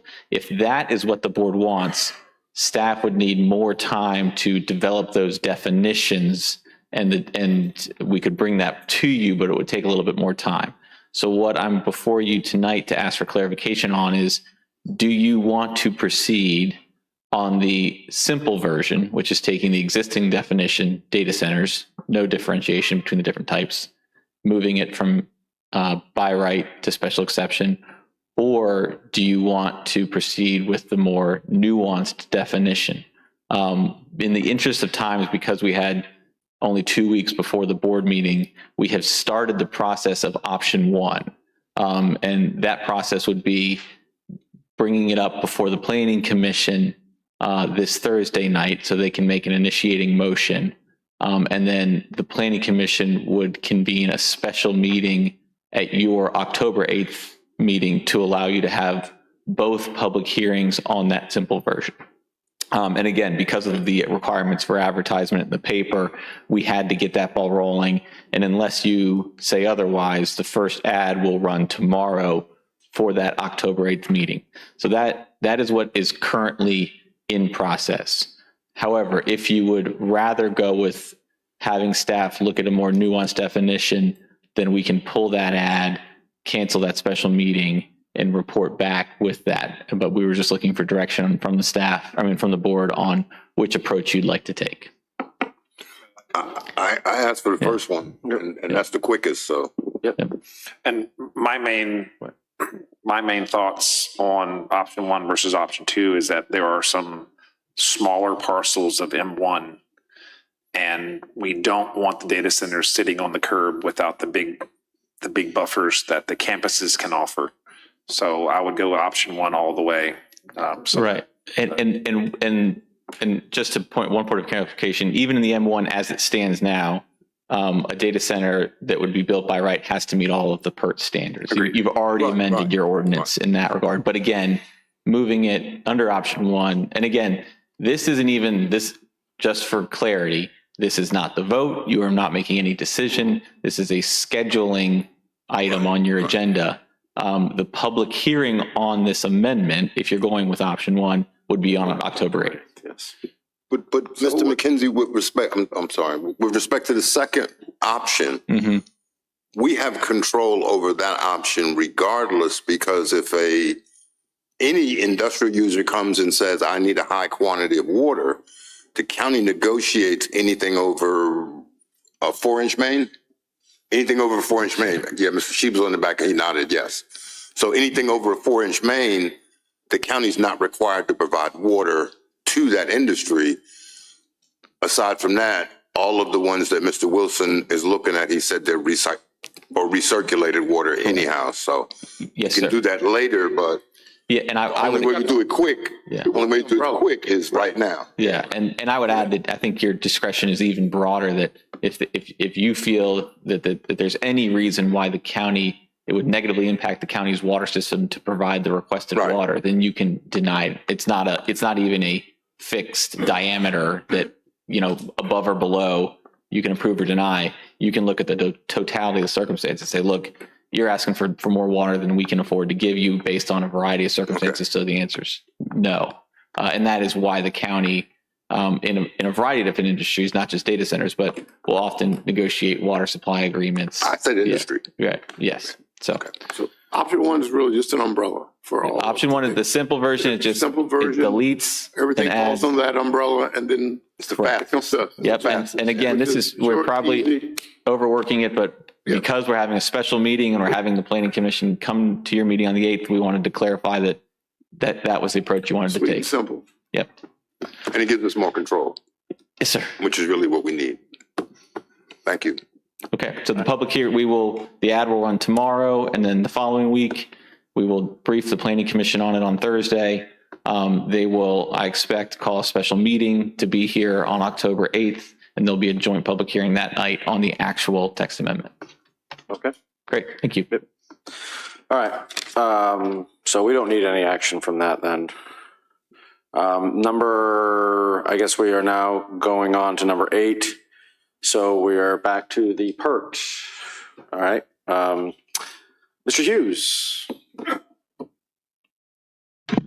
Yes, Mr. Chair, members of the board, just very briefly, the board held a public hearing on this matter on September 10th. The board decided to defer the vote for this matter until tonight. So there weren't really any direction. I know Mr. Cully had a conversation with Supervisor Long regarding some alternative possibly. And so I think they had discussed showing a potential alternative to what was presented previously. It kind of relates to some of the discussion that was held last meeting about a reduction in the boundary of the proposed PERT area. I think. Pull my map up. Yeah, it's the one. The JPEG.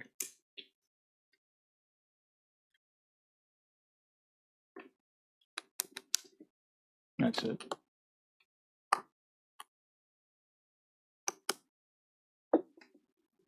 So Mrs. Long came to my office. Unfortunately, Mr. Hughes was under the weather last week. And so we worked through, she had some questions about overall the various colors on the different maps. So I had basically a new map made. And so what this shows, the red outline is the current, what's called MC Dean PERT. It was approved some months ago.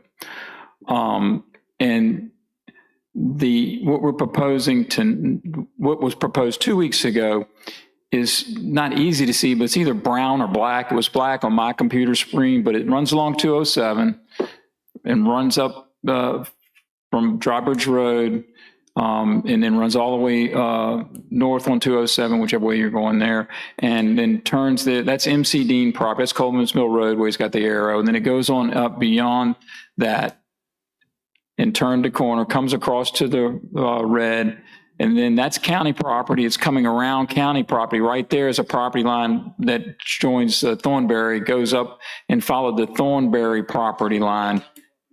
Yes, county, that's right. That's all county property. Remember we bought that property where the shop is from the man that had the business there? And so that line is a little... Correct. And so that line, you can barely see, but go back over here because a straight line right there, the other way.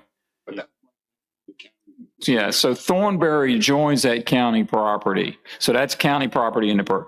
So what we're proposing tonight after a meeting with Mrs. Long is we follow the CSX line. So the PERT would be the blue shaded area, all south of CSX. Thornberry property, it's about, I did a thing that Joey does and kind of clicked all around on GIS and came up with Thornberry is 1,000 acres, but it's about 400 acres we would be removing that are north of CSX, along with the county property, but we're never going to build anything on that. Right, much of the county property is wetlands. And then on that left-hand side, where the red line and the blue shade, that's all owned by one owner, MC Dean, basically, an LLC, and that's zoned M1, and the PERT was splitting that in half. So we recommend that the PERT, finish up and go over to 207 right there. But then we're removing all of that down. Most of that's M1. There is a piece of RP right there at Coleman's Mill Road, but the rest of that is M1, and that's M1 on the other side of 207 there, and that is still in the growth area, the Carmel Church growth area, but we don't recommend it in the PERT. So we have the PERT is just on the east side of the existing PERT. It's Thornberry is the 1,000-acre tract minus what we're taking off. And then there's several hundred acres of Carneal and John Carneal and another Carneal in that property that's in the recommended PERT, expanded PERT now. So everybody kind of understand the new map, what we're recommending. Mrs. Long recommended, but I work with her to remove, and I work with Mr. Wilson on the part down 207, and he felt that was a better use. The PERT designation there would probably make some of that property unusable with the setbacks and things, with the way that gets kind of wetlands, and the 207 and the railroad track is not a lot of buildable space there. And then you put PERT setbacks on it, you probably eliminate anything from being built there.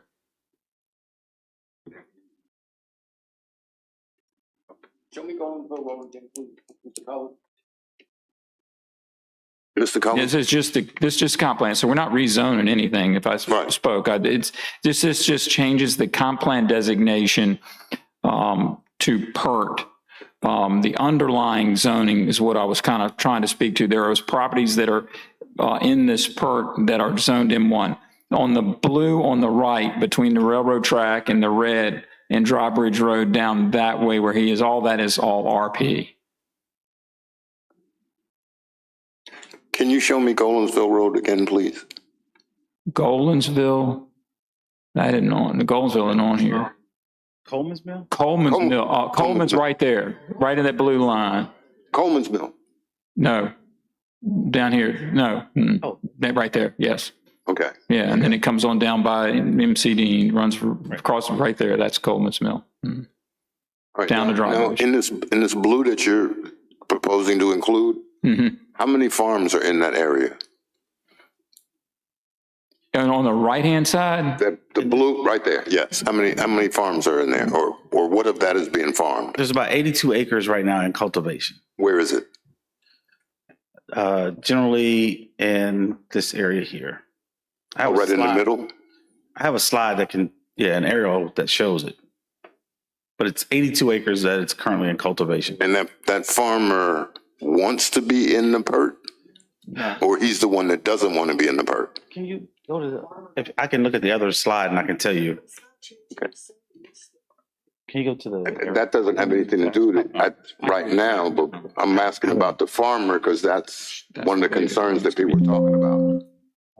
And if you're included in the PERT, why wouldn't you want to do some PERT kind of things? So right now, the areas here are what you see. That's the farm. In cultivation, yes. Some of this is the carnial piece here and the carnial piece here. Let's see if I have another. And that land is for sale, I take it. No. So it's not for sale. He's farming and we want to include it in the PERT. Got the names in the tax map. Yeah. Who's in and who's out. So this pieces here are for sale. That's Carnegie. That's carnial, but it's a different carnial. Yeah, There's a whole bunch of cards. Yeah. Oh, wait. Yes. Right. They're all related, right? They're all related? Yeah. Okay. Yeah, some are for, some are against, but I'm.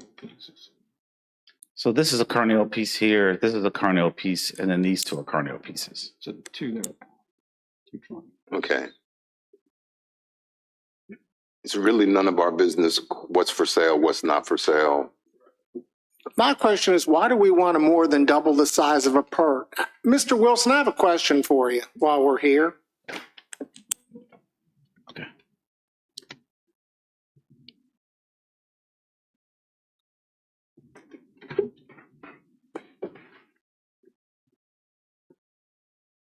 How much land is MC Dean interested in this new PERT designation? I'm sorry, I don't quite understand. How much land is MC Dean interested in this new PERT designation? Are they buying any of this, MC Dean? No, not that I know of. So and I got a little pushback. We're calling this the MC Dean PERT, which isn't really fair to MC Dean because they're not in this deal at all, correct? Not that I know of. So we've really been calling them that. So my question is, okay, so MC Dean isn't buying any of this land, correct? So how did we get the MC Dean name on this?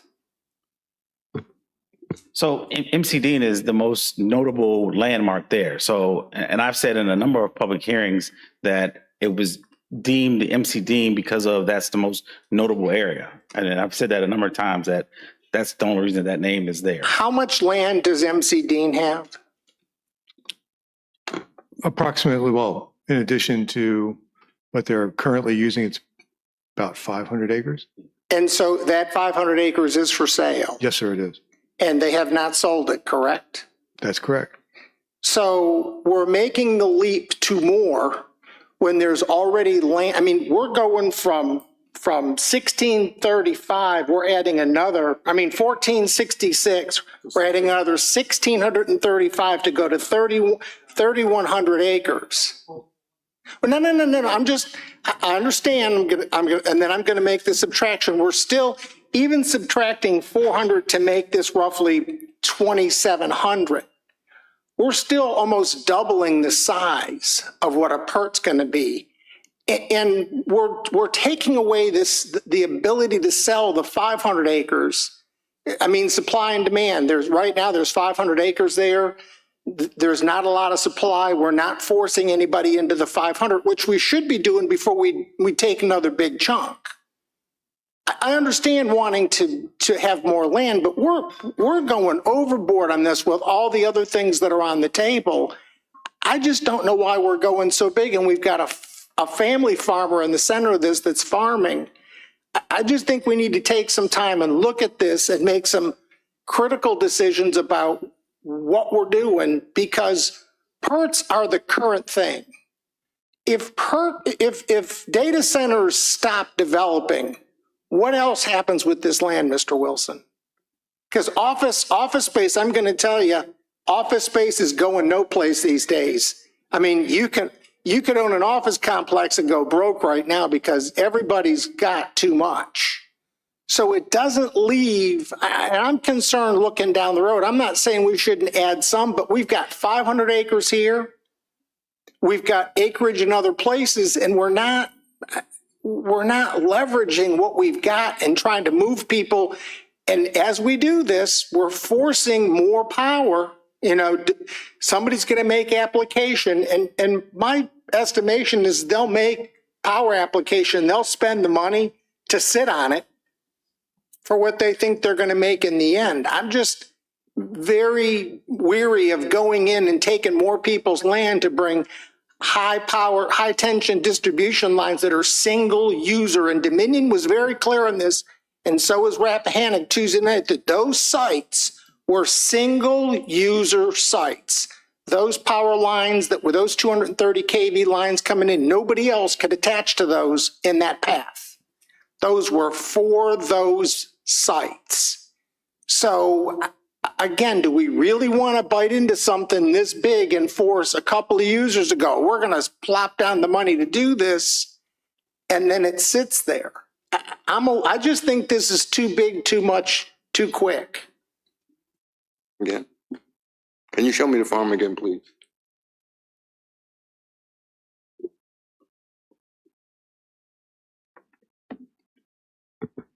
What do you ask, Mr. Thomas? I didn't hear you. I just asked to see the farm again in relation to where the expansion was. And just remind everybody, the Planning Commission voted 5-0 not to do this, which I think we should take heavily into consideration.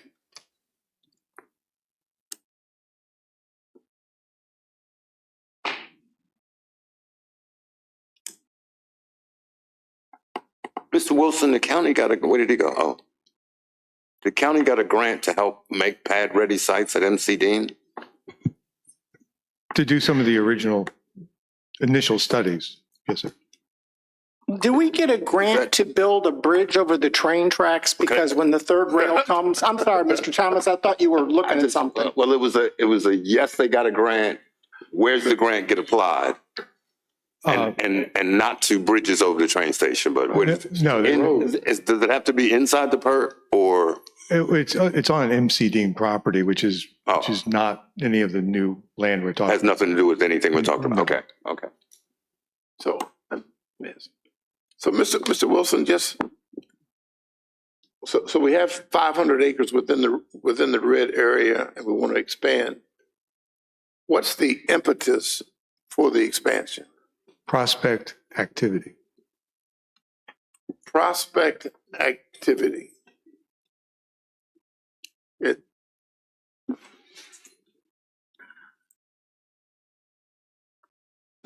That's very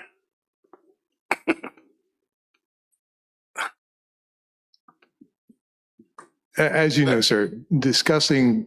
I understand what you can say and what you can't say. And I understand some things you cannot say. But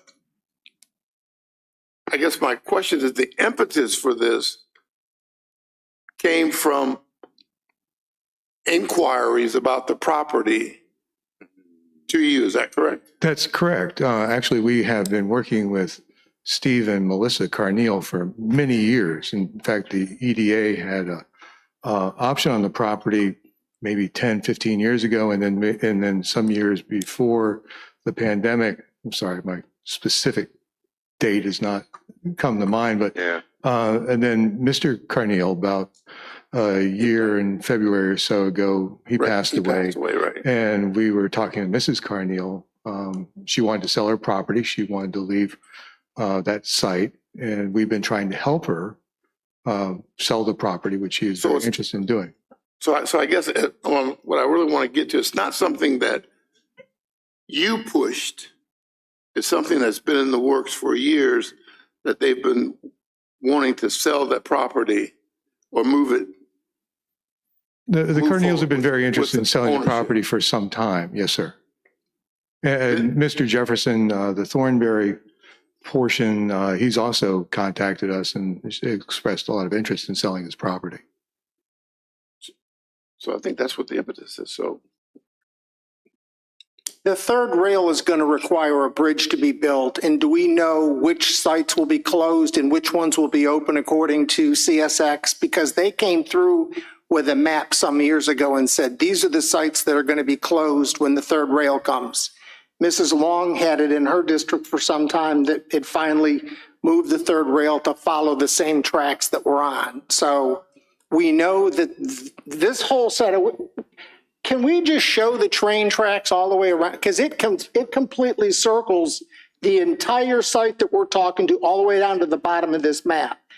It starts way up there and comes all the way around and down and through. So somewhere in there, and who's going to be required to build? Because what I don't want to be is responsible, the county to be responsible for building a bridge because we've got a whole bunch of people landlocked. And that's where we're heading with this because there's not many other ways out. how are we landlocked? Well, show me a road that comes out onto 207 or someplace else that's, I mean, when you look at where you've got to go. A bridge. That's a bridge right there.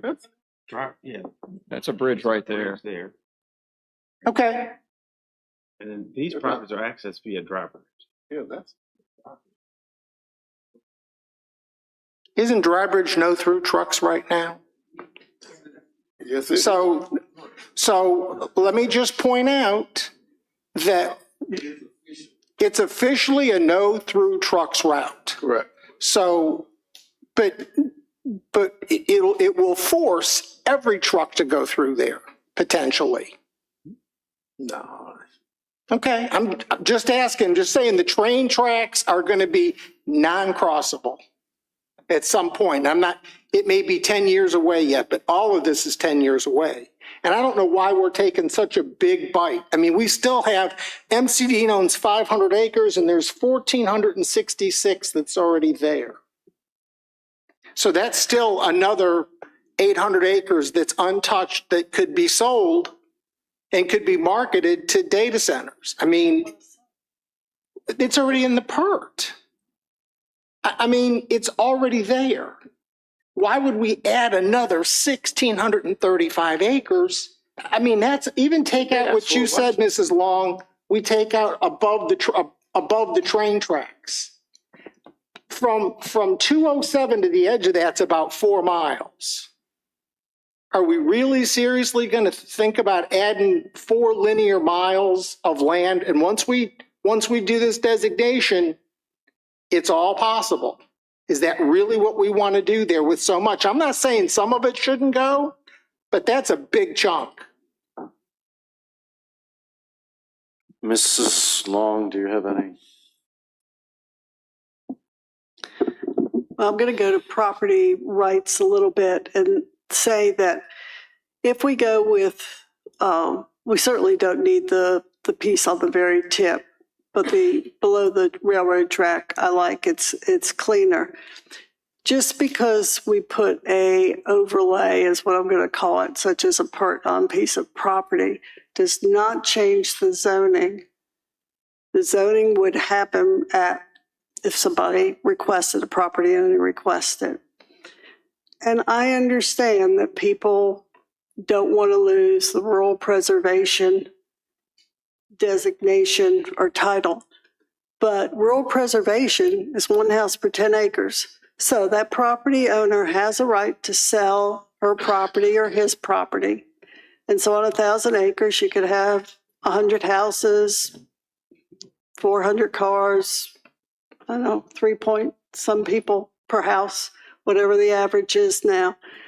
And it would still be rural preservation. You could still do that, or they could request a rezoning for a part where you would have a development of some type, still with setbacks, still with controls, still with permits, less houses, less area disruption. You wouldn't have all the roadways you have to put in with the subdivision, that type of thing. It's a two-sided coin. One thing I do know is that this county needs, for the future and for now, income. And we have some businesses coming in, but we are growing. I've seen this happen in Stafford. I've seen it happen in Spotsylvania. Good, clean, money-making business that does not destroy a lot of land or create a lot of traffic or create a lot of people, since we all like the green in Caroline, would fit this county. And we have got schools that are going to have to be built. And in 5 years, money, 6 years, whenever the businesses come, regardless if they're data centers or if they're another type of clean energy, it's going to make us money. And yes, I agree, Mr. Seeley, that there is property down below there that has not been developed yet. That is property somebody's paying taxes on. It belongs to them. They don't want to develop it. They don't have to. The property owners that aren't interested in selling their land that are over in the blue section, there's still going to be rural preservation. We're not going to change their zoning. So you can't just look at it as being one thing. It's a complex family piece that has to fit together. You need a little bit of everything. And this is an area where we can have a little bit of everything. I'm tired of communities having to fight when somebody buys a piece of land and suddenly wants to put something on it that's in the middle of a community center. This is by an industrial park. There is a power line. There are roads. It's close to 95. It's a good place for us to look to bring some good development into the county instead of spreading it all over the place. So I think you have to look at both the pros and the cons. Mr. Thomas? Mr. Collins, can we? Thank you. Mr. Thomas? Was multitasking, I'm still stuck on the farmers. And that's John Carneal's farm, the person that sent us the letter saying he was against it. Is that correct? Or I just wanted to match the two up. Okay, that's him in the middle. But he never has to sell his property. That's totally up to him. He would still be allowed to farm his property, whatever he wants to do with it, even if it's in the PERT. As Ms. Long said, a land use designation does not change the use and does not change the zoning on the property. I understand that. So it's without having Mr. Wilson actually identify the prospect or the particular prospect's area, even if the prospect was buying that whole new area, except for Mr. Carneal's farm, Mr. Carneal would still be able to farm, and the prospect would rezone or try to rezone the other area. Yep, that's correct. Okay. You know, the one thing we have to consider is people, when they talk about property rights, you have the rights of the property when you buy it, what those rights are vested as. So when you buy rural preservation, you have certain expectations of what property rights you actually have. A rezoning strips you of those property rights around that land because you no longer have a say because the property around you has been rezoned. The power line that comes through the center of that has no additional power. We talked to Dominion at length about all the 230 kV lines that are in the county. There's no excess power on those lines. Anything that's there is going to have to be upgraded substantially. So when we look at what that means and where that comes from and can they bring power the way they're coming from now is all up in the air. When we do this, we're saying that we're willing to impact everybody in that path for power. No, That's what we're saying, because when we vote, we're saying we're giving the vested interest away to Dominion to bring them power. We can't hide behind, well, we didn't do that, Dominion did. Once we go down this path, it rests with this board because we lit the fuse, we started the process that moves all of the rest of this forward. And we saw that last Tuesday night at the high school. I was there. I watched, we learned what every single site was, those new lines were for those specific sites and they were outlined, and RBC was very clear. That is for a single customer, and if somebody sees that line, they cannot connect to it if they want a data center somewhere along one of those new paths. There is no additional power on those for anybody but the site that it's going to. We heard that they were very specific, and there was a couple of places outlined that I was surprised because there's 89 acre zone, we're advertising 565 acres as a mega site, and it hasn't been to the board for the rest of it. So I was surprised to see that, quite frankly. But it's a good thing that they can't connect. I'm not saying that, I'm just saying that when you consider a site this big, you're going to consider huge amounts of power and huge amounts of line structure that we're all going to have to pay for. I don't know why we want to take a bite that big. I'm not saying add some because there's already land there, but don't add an enormous amount that makes the rest of the value of it that much less because there's so much. Well, I'll play two people against each other till I get the price I want. And I'm not opposed to studying what the farmland is and what's used and where this goes. I think this one presents enough of an issue for how much that is something we should continue to study. Mr. Forehand. I'm very happy it got pulled to where it is right now. That makes me feel much better.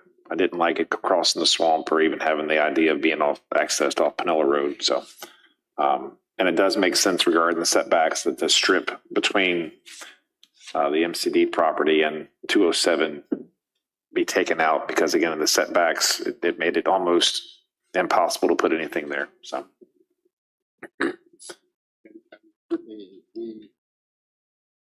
You cut out any possible access to Pinella Road to the northwest, I guess, or northeast in this particular area. Okay. So just one point of clarification. This entire area here is about 544 acres because it includes the, oh, sorry. The area here above the railroad tracks is about 544 acres because it does include the county's property as well. So. Yeah. Mm-hmm. Yes.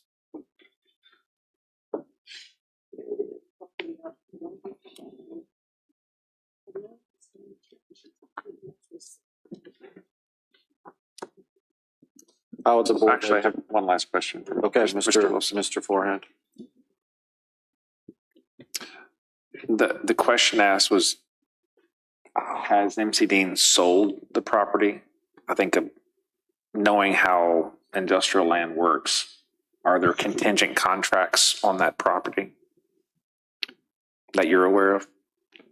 I believe the MC Dean does have strong interest in their property.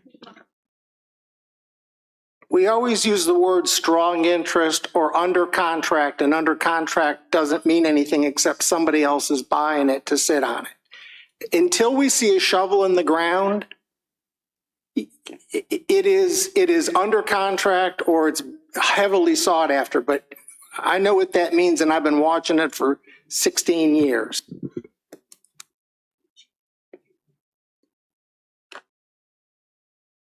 Okay, how would the board like to? if I could, I just wanted to make a couple of other points. Mr. Seeley, I understand what you're saying about the lines.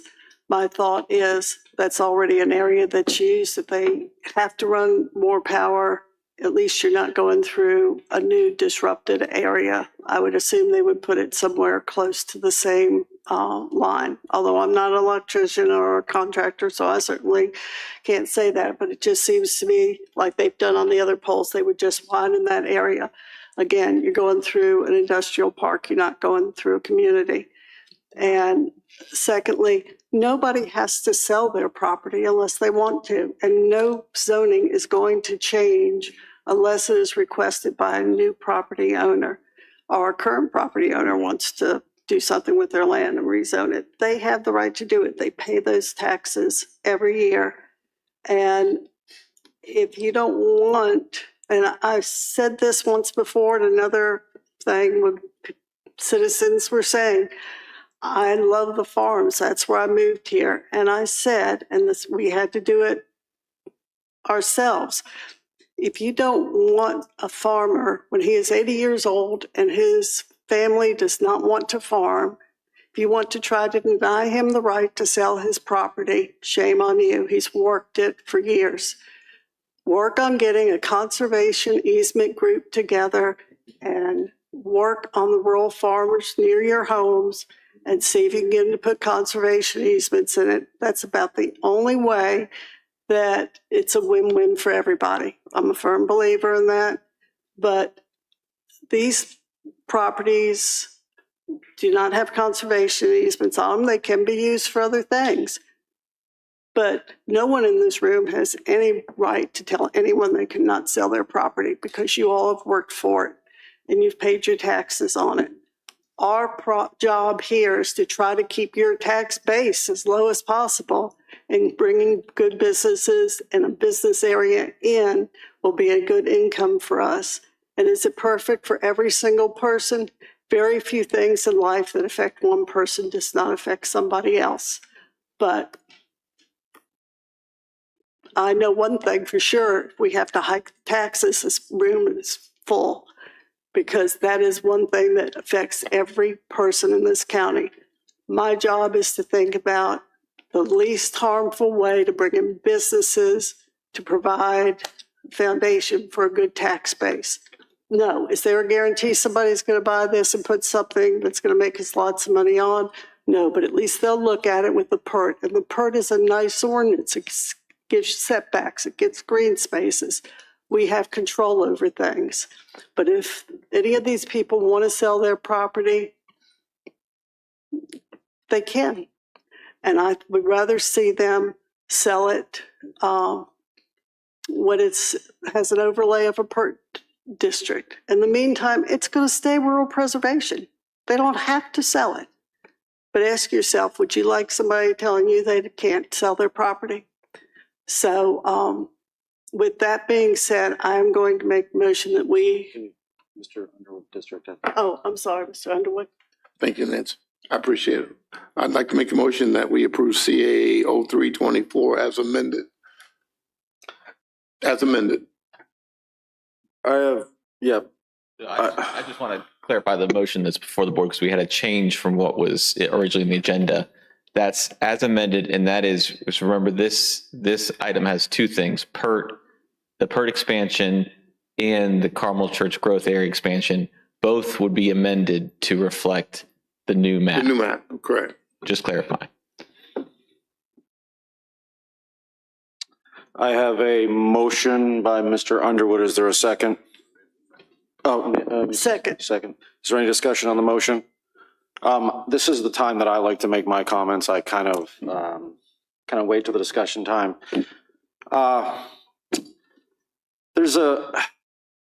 Fear is a powerful tool. Fear is a powerful weapon. What if this happens? And people always fear change.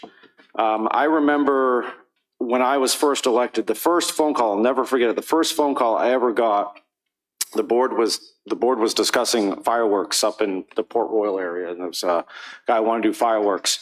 And the first phone call I got was, if we if we let this guy do fireworks, then the deer and the groundhogs and all the fish are going to run away.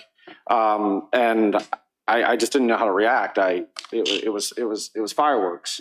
I've heard the opposition and I understand. One of the things you always want to do is you always want to make, Hanover has done a pretty good job with it. There's been articles in the newspaper.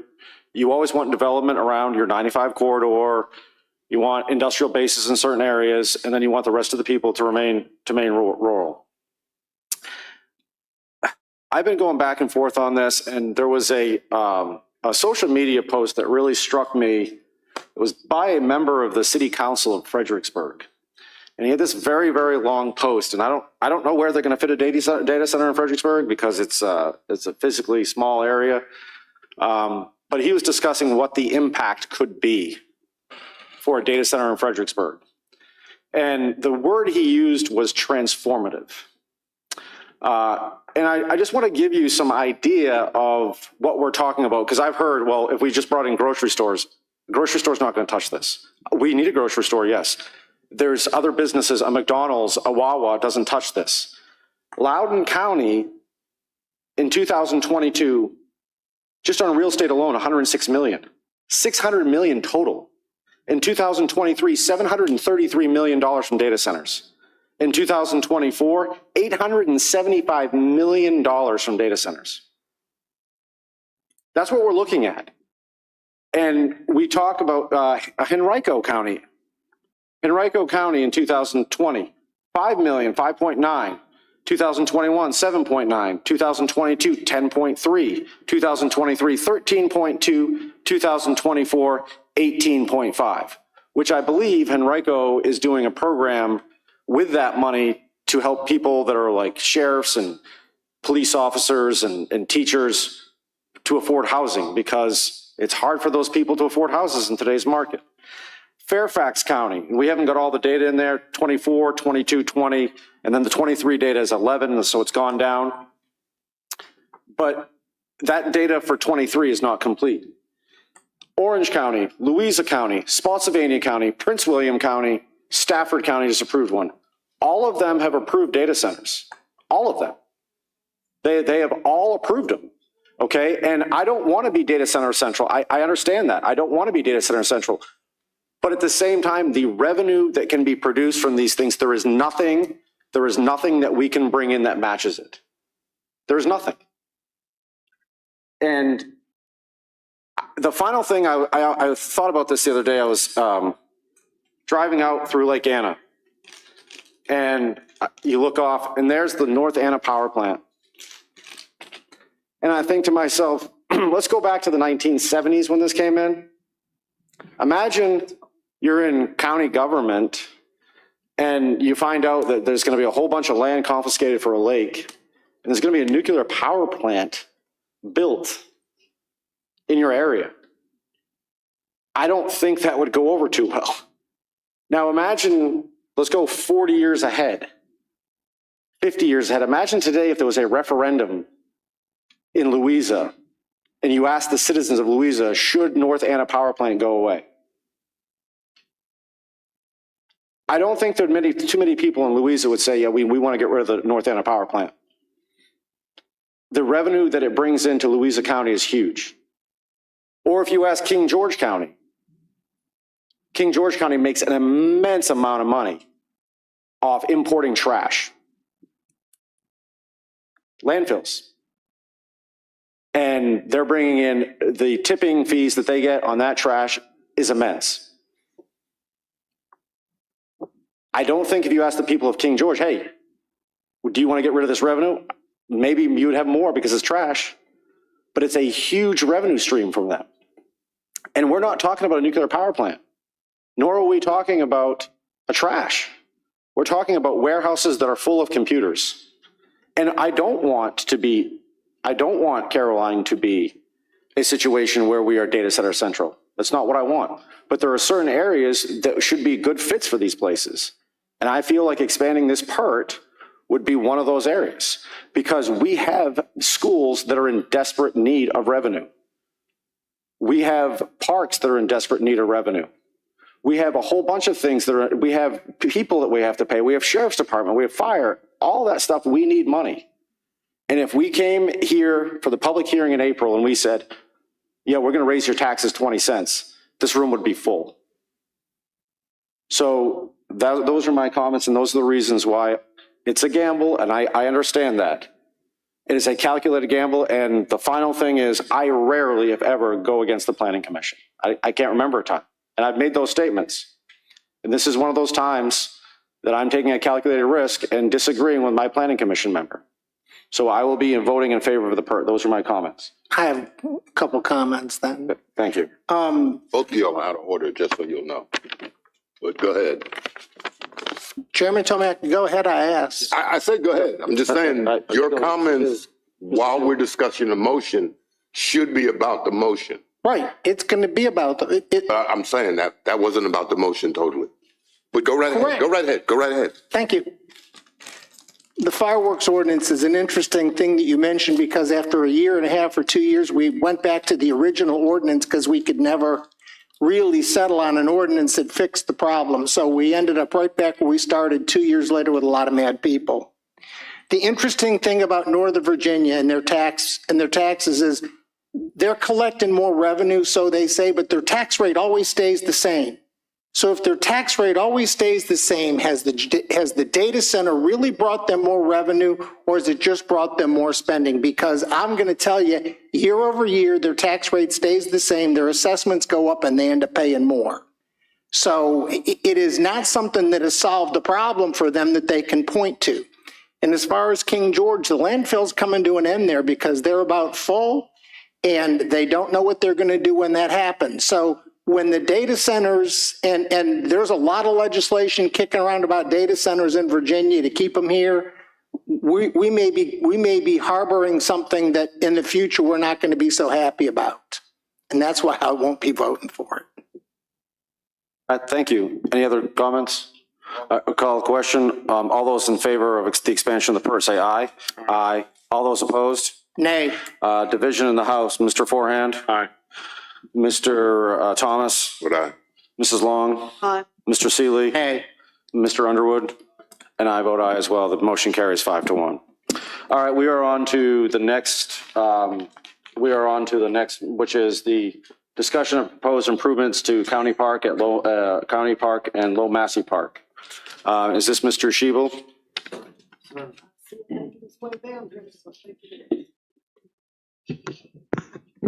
Good evening, Mr. Chairman and members of the board. Tonight, I will be discussing some proposed upgrades at the county parks. And these are kind of out of budget only because we were asked by board members to look at specific projects and to bring back items. During a recent board meeting, there were some complaints and comments about the playing surfaces at our fields, which led us to look into alternative measures.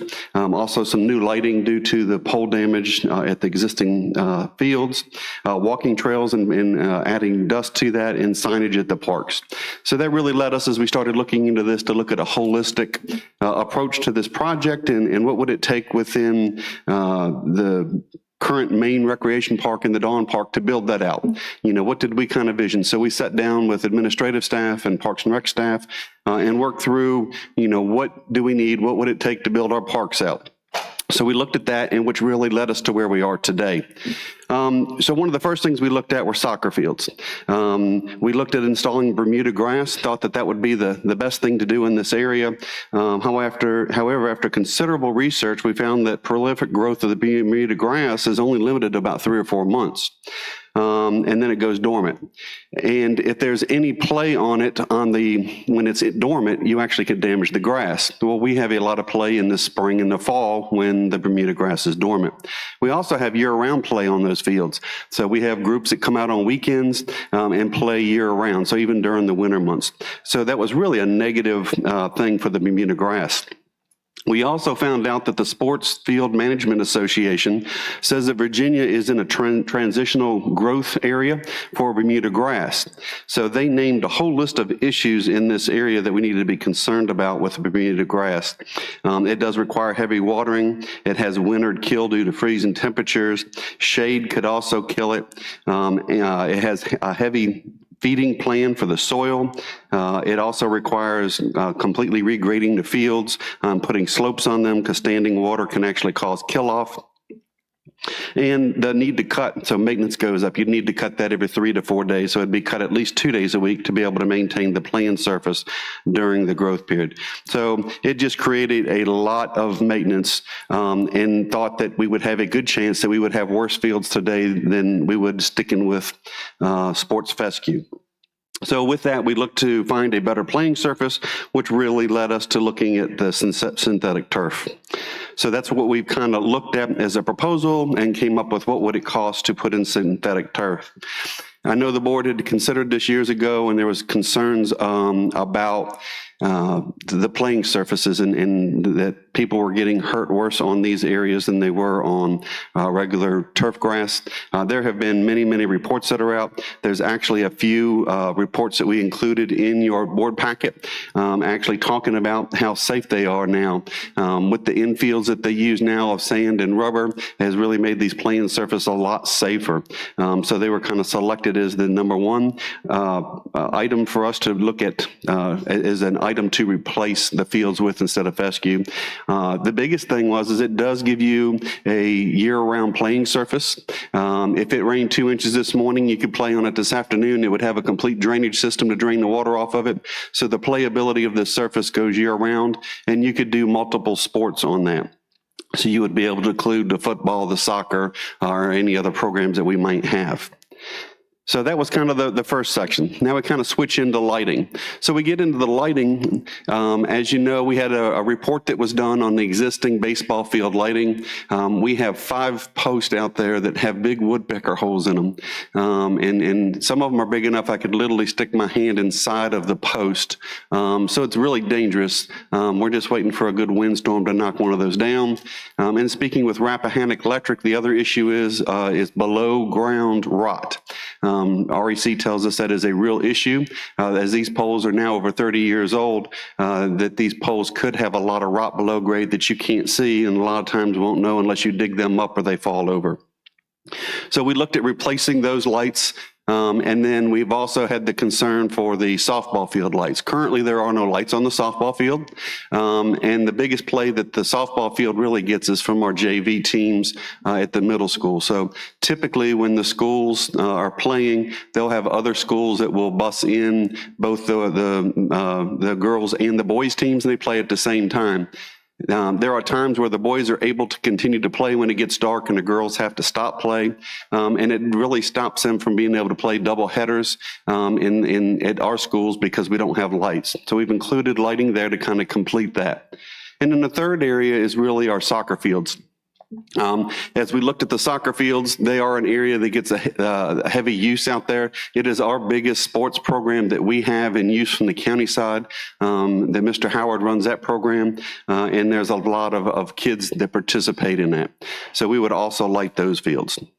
And then additional things that we looked at is parking. So as we looked at the facility and needing additional parking, we looked at all kinds of places to put parking. We know right now that a lot of people park in the high school parking lot in the back lot, and that's not good during school hours. Most of our play does happen after that, but there are a lot of people that park there. So we looked at other places. So the best place we could find that was the most economical was really putting it and extending the existing lot next to the current bathrooms. It looks like we can get 25 to 30 lots in there, so we've kind of put that on there. And then the next thing is bathrooms. Joe, excuse me, when you do this section you're coming up to and the lights, can you get a little pointer and show me where you're talking about on Sure. there? Thank you. And then the parking, we got into parking, the miscellaneous things, bathrooms. So we do have a proposed new bathrooms. There would be three commodes in the women's, 2 commodes and 1 urinal in the men's side. correct the pointers on that now. And that would be centrally located. So it would be near our newly installed pickleball courts, tennis courts.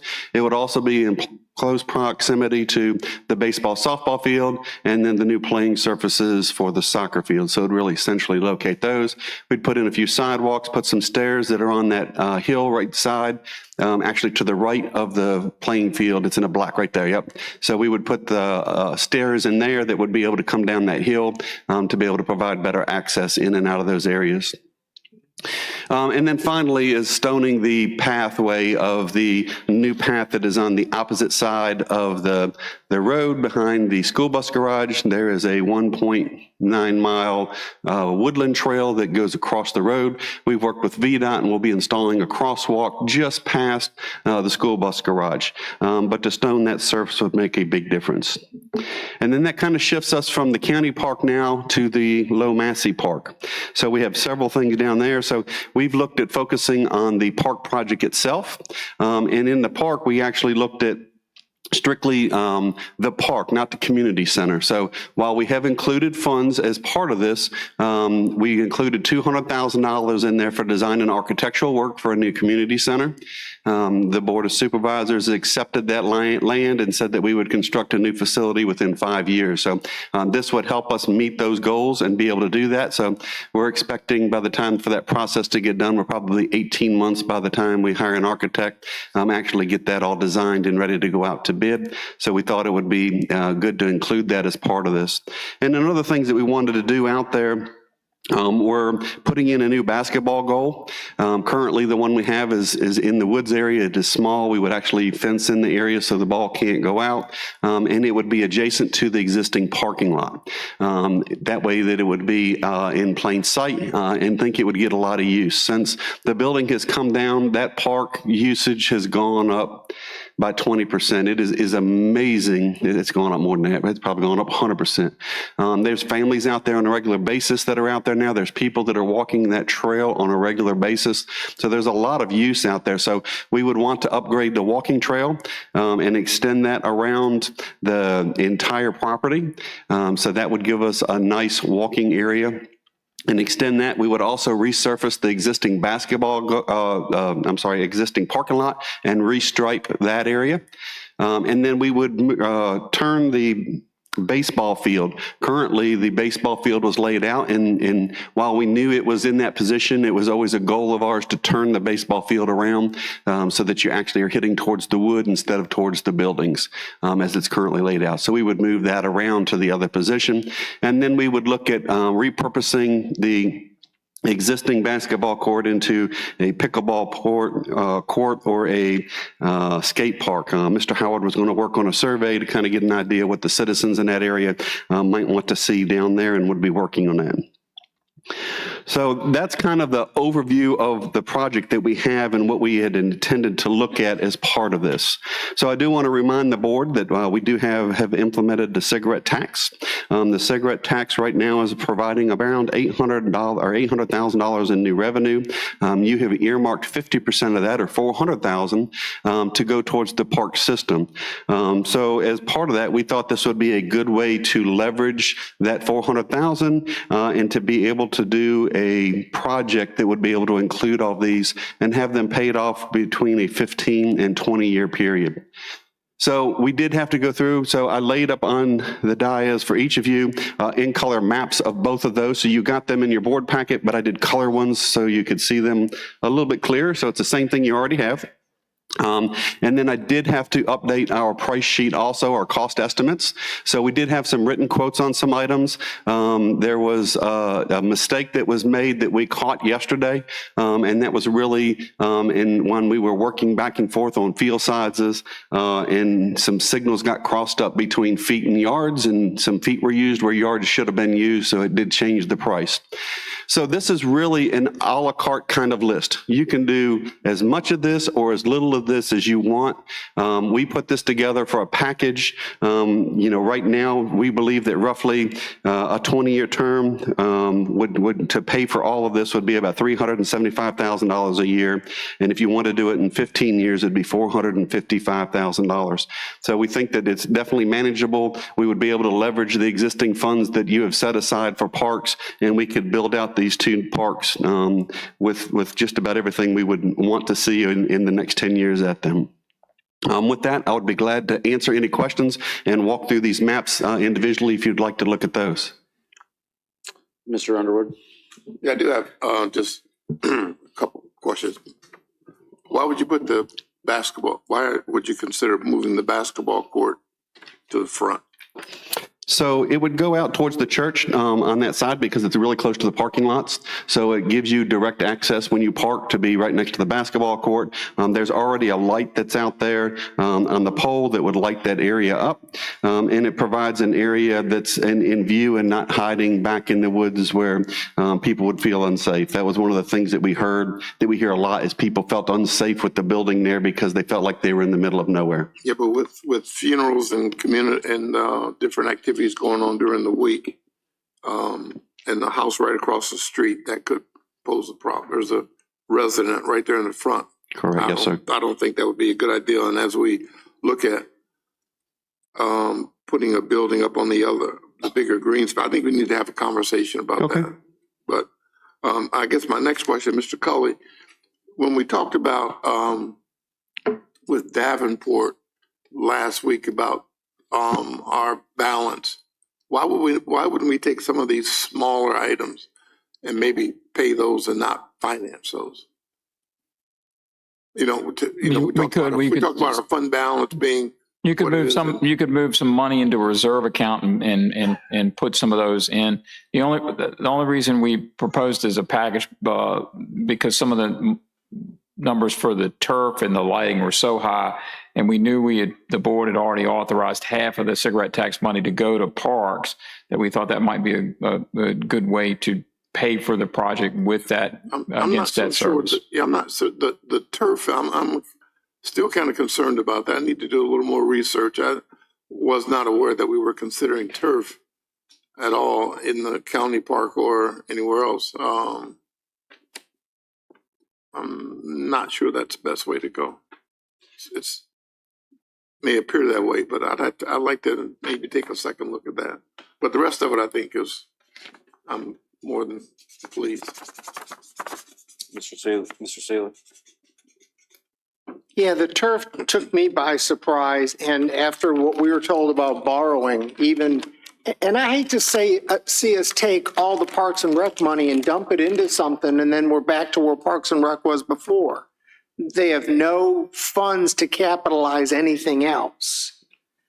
I don't know that I want to spend every capitalized dollar that comes in designated for Parks and Rec and put it on debt service someplace else. I don't know that facilitates what we're trying to do in Parks and Rec in terms of building some things.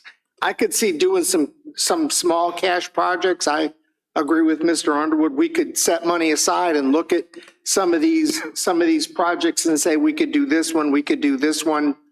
We could pick and choose, but I hate to see us just strip every dime from Parks and Rec for debt service. Mrs. Long? You did stuff. Well, I think Mr. Shebel knew I was going to look at this because he has heard me in the past talk about turf. I will say there are apparently some new research coming in that's saying that the accident rate is not with the improvement in the turf. And that would take someone to do some research to make sure we'd be getting the turf that doesn't create more accidents or injuries. And that might be, I don't know what you based your quote on, but my thought was if we do all this at the same time with the loan, it's all going to start wearing out and going down at the wrong time and at the same time because it's all going to get worn out because everything needs maintenance. And maybe we should think about staggering projects for over a couple of years or 3 or 4 years and see how we do. I have talked to Park and Recs. Now this summer, we all know, was a terrible summer for grass. I spent less time on the lawnmower this summer than I ever spent on the lawnmower because nothing was growing. And have we looked into maybe, an in-ground water source or a way to water the fields during droughts? Does that cost more or less than turf? I see the maintenance the cost and savings for maintenance, I think needs to be considered before we make this decision, because you're not going to have to mow it, but I think there's probably some type of maintenance to it. So just some concerns I have, can we get some businesses to sponsor some of the smaller things? Just thoughts. Mr. Thomas. Thank you, Mr. Chairman. Mr. Shebel, I did research the link you gave us on injury surveillance in Major League Soccer. As a matter of fact, I left it up on my screen.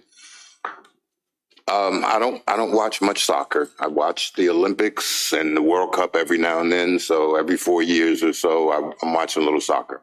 I've never seen anybody get hurt playing soccer. I watch football on a regular basis, and I have seen several non-contact injuries on artificial turf.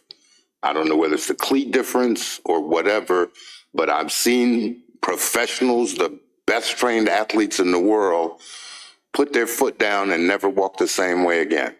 So it's, I have that fear of turf, and especially for high school, young, growing, developing bodies that nobody's going to insure them for, and that nobody's going to put them through any sort of rehab like the NFL does. I have an issue there, and I think we've said this before. Hanover has got some great grass. I mean, it looks like artificial turf. Their school students work on their football field.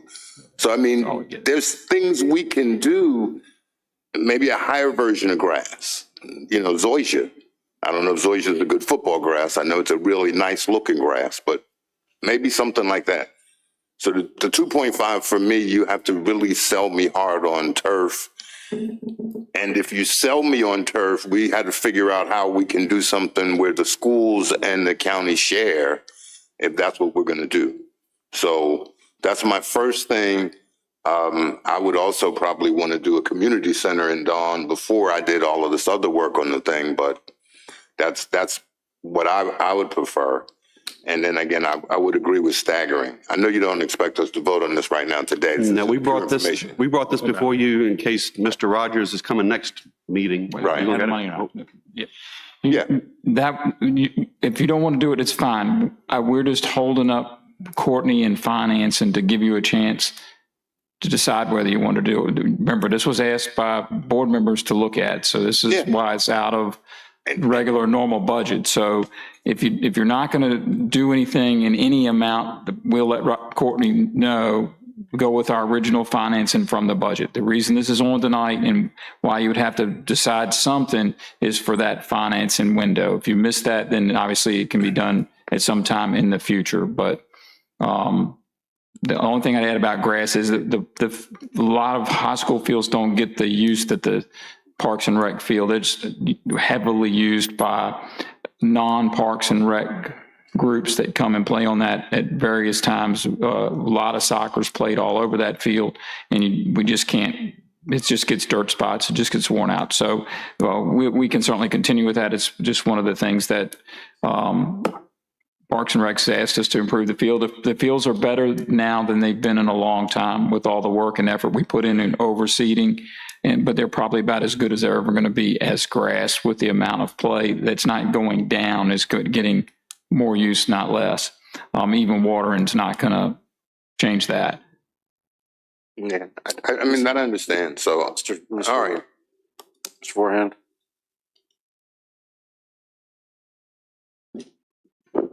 There are a couple items. I was at the fields on Saturday, and I went by yesterday just to look at something else. But Mr. Siebel's not lying about some of the holes that are literally 35, 40 feet up in a pole that you could stick your fist in, probably almost to your, not to your elbow, but halfway to your forearm. And I think this was brought to us 4 years ago. It was fun. The polls. And I think I voted against, or I voted for taking it off the capital improvement plan at that time. But I don't think that we're in a position that we can really wait on those items. The trail extension is done. It's just a dirt surface right now. If we could put something out on that opens that up. Say again. The screening, the stone chips from when they make big rocks and little rocks. There'll be some talks about that, but and this is a lot, but it would be noteworthy for the county. Yeah, I'm sure we'll talk about it more in the future. Thank you. I'm one of the ones who obviously pushed for this to be on the agenda. And, as a board of supervisor, we hear, it's not too many times that you get phone calls. Hey, I think you did a great job. We're usually hearing what we didn't do right. And, I will say that, probably the biggest compliments this board has gotten in the last few years has been what has happened thanks to you and your department, Mr. Schiebel, for how good the county park looks. It is kind of like the one place where people from around the county come together and use it. You go to the county park and you play softball and you see people from Bowling Green, from Port Royal, from Dawn. I mean, it's everyone's there. Otherwise we're kind of segmented and, we're in Lake Landor or, up in somewhere else and we're, it's a great place and people are very happy. When we voted for the pickleball courts, people are thrilled. People are thrilled by that. The county soccer fields are the most used fields that we have. And when you talk about grass, I love grass fields. I do. I will be honest with you. I love a nice smell of cut grass, but the reality behind it is when you only have a few fields and they're being used over and over and over and over and over again, you have no ability whatsoever for that grass to recover. And you look at high school sports now, and with the exception of baseball and softball, it's pretty much, it's turf. And you talk about $60,000 a year. You have the board pack at $60,000 a year just in maintenance of grass and Bermuda grass. And Bermuda grass, it's really green in May. It looks great. You get the hot summer months, and as soon as that first frost comes, it's brown. It's brown 8 months of the year. Zoysia's basically like Bermuda, pretty much the same thing. So I'm all for doing all of this at once because we talk about the cigarette tax. The cigarette tax will bring us the 400,000, 800,000. We're putting 4 away. The cost of turf and the cost of stuff is going to just get more expensive. So as we push this farther out, the stuff that we're wanting to buy, the stuff that we're wanting to do that's on this list is only going to get more expensive. Is the county tax revenue that we're going to bring in equal that rate of the cost? I have a feeling it's cheaper now for us to do it than down the road. And I agree with Mr. Thomas. I agree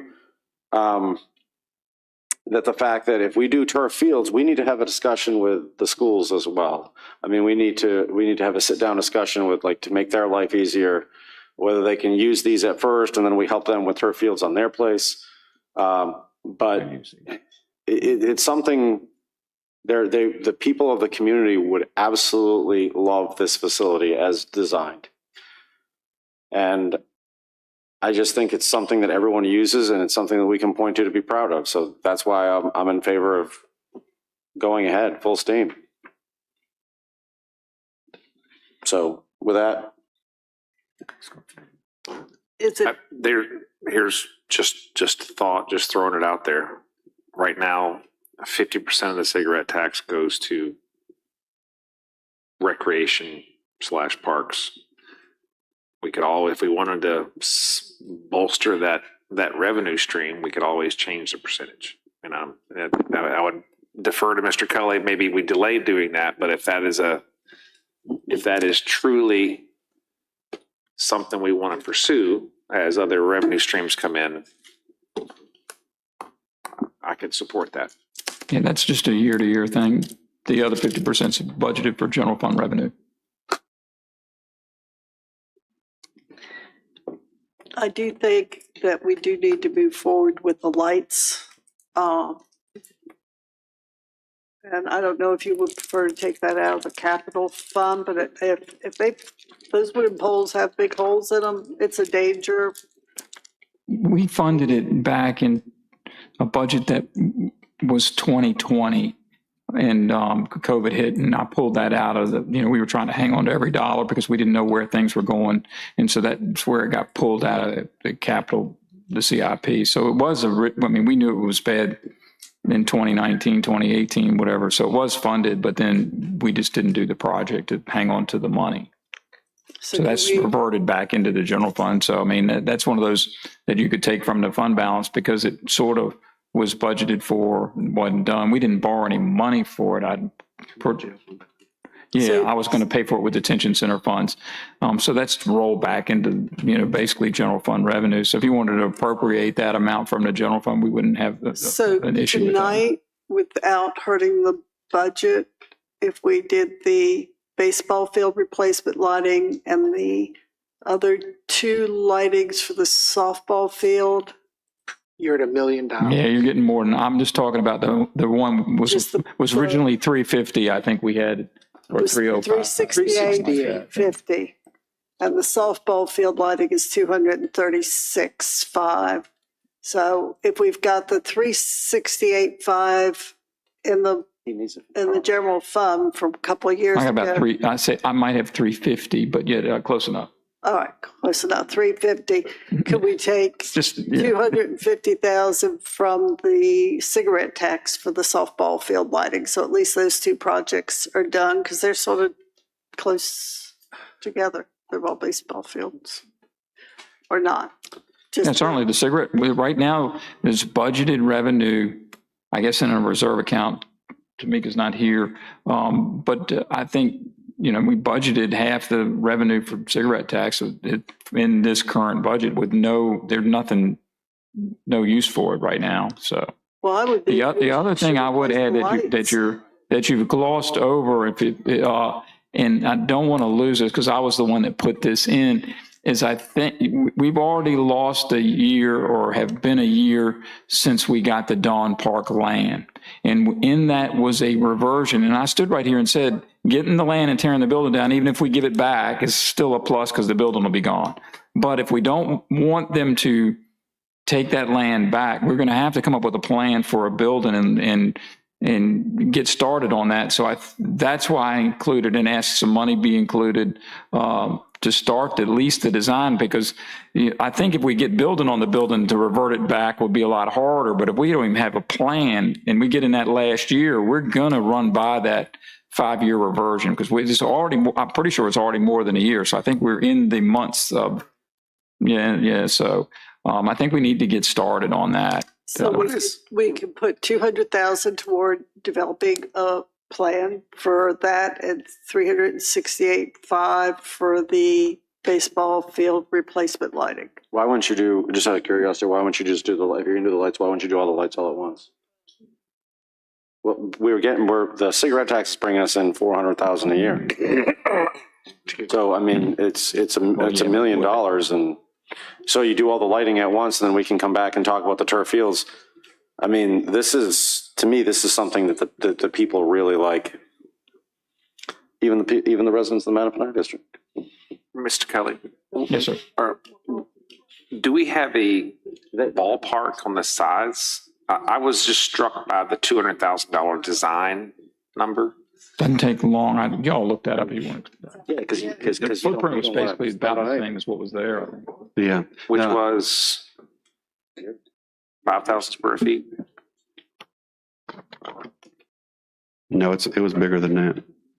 I think we're 14,000, 12 to 14,000, I believe. Can't we come back with, I'm sorry. If you're not going to borrow any money, you don't have to make these decisions tonight. Thank you. That's all I was going to ask is we've got some money that we could, in the cigarette tax that goes to the park, and we're coming to the end of the year. We could look at cash being used to do some of these projects and not finance them. Because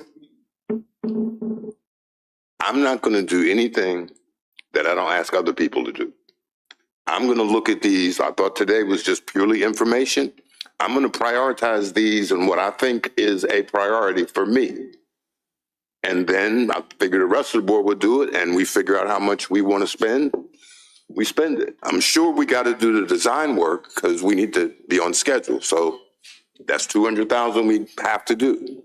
There may be some other things we should do, but I'm not going to sit here right now and spend $4.9 million on something I saw Thursday at 6 o'clock. Mr. Shebel, is there a way for like cost savings, like you can give us, like, for example, I would imagine if you did like all lights at one time, then there would be some sort of cost saving in there as opposed to scattering them out or doing whatever, like in here.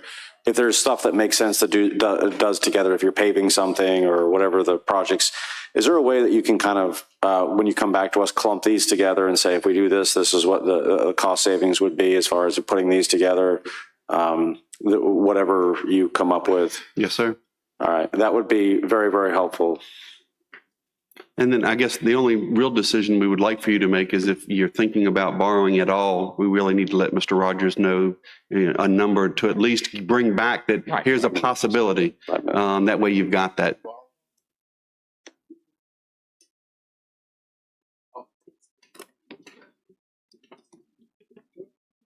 No, you want to borrow money. We need to let Mr. Rogers know. Yeah.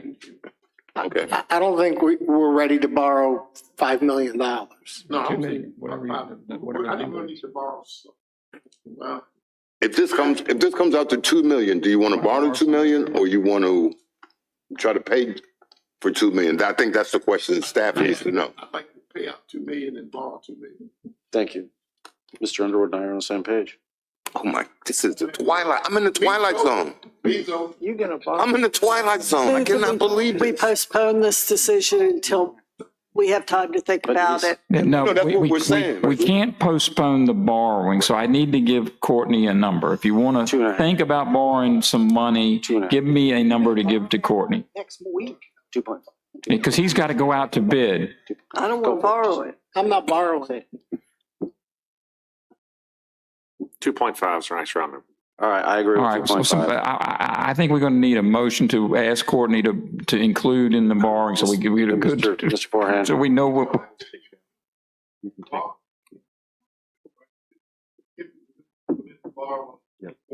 Right. What they do is they're going to, remember, I'm pretty sure we're going to a bank loan, so they could put Parks and Rec. We kind of got to have, Courtney will have to answer this, some idea to projects, lighting, whatever we're going to do to get up to $2.5 million, because there has to be, normally some collateral.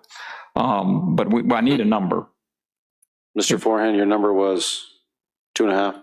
2.5. Is that a motion? Sure. All right. I'll second. Any other discussion?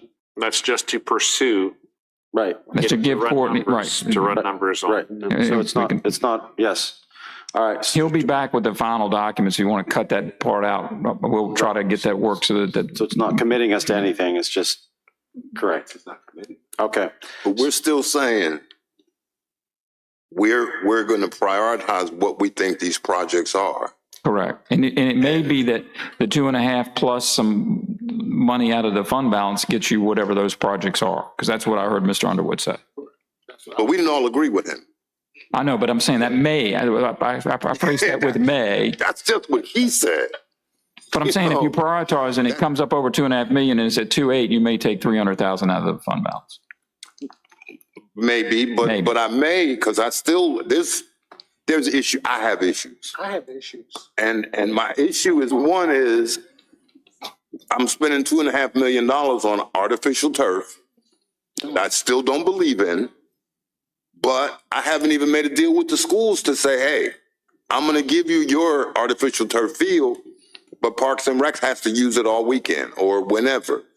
And then they have some sort of back and forth. Yeah, we'll take your money, but I need it every third Saturday or whatever. I need to know something like that before I say yes to the $2.5 million for turf. Yeah. But my number's useless if I'm not going to look at everything. Right. Because if I tell Courtney to come back with $2.5 million, and somehow the board decides to go with all $4.9 million, where am I getting that other 2.5 from? The fund balance? We have a It's the only motion. other place. We have a motion. Oh, and a you second. should hardly talk about what's germane to the motion. I didn't say it wasn't. I'm making comments. I didn't say it wasn't germane. I said we have a motion and a second on the table. I didn't say it wasn't This is germane. board discussion Yeah. on the motion. Okay. So are we ready? Opinion of the motion. Okay. So are we ready to vote on it?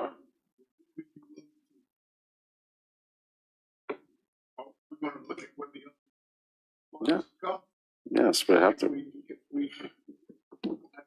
See, that's what I'm saying. Yes.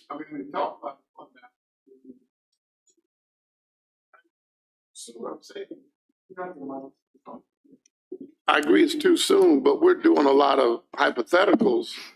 So I'm saying we only have so many sources of funding. So if we can either borrow money and use it for what we're trying to do and add money that we have, cash money in the fund balance. Those are our two sources. So I'm saying, and I think you're asking, how much do we think we need to borrow? That's the answer I need to give Courtney. And that's all he's asking. How much do we think we need to borrow? Not definitely. If we do borrow, we can always pay it back. I'm sure we can put it back in, right? Pay off the, Yes. so Yeah, well, if that's the Down the case, I middle. mean, we just talking numbers. Why don't you give them a whole bunch of options? And say, if I do 2.5, this is what happens. If I do 3.5. He needs a number from Yeah, us. right. He needs a number. It'll go out to bid with a That max doesn't- number. right. We So we complicate don't our have bid too much. from what I understand, we don't have Banks won't bid yeah. on it. Well, So the motion was for 2.5. So what you're saying is you want to go higher. I didn't say that. no. I didn't hear that. So I'm kidding.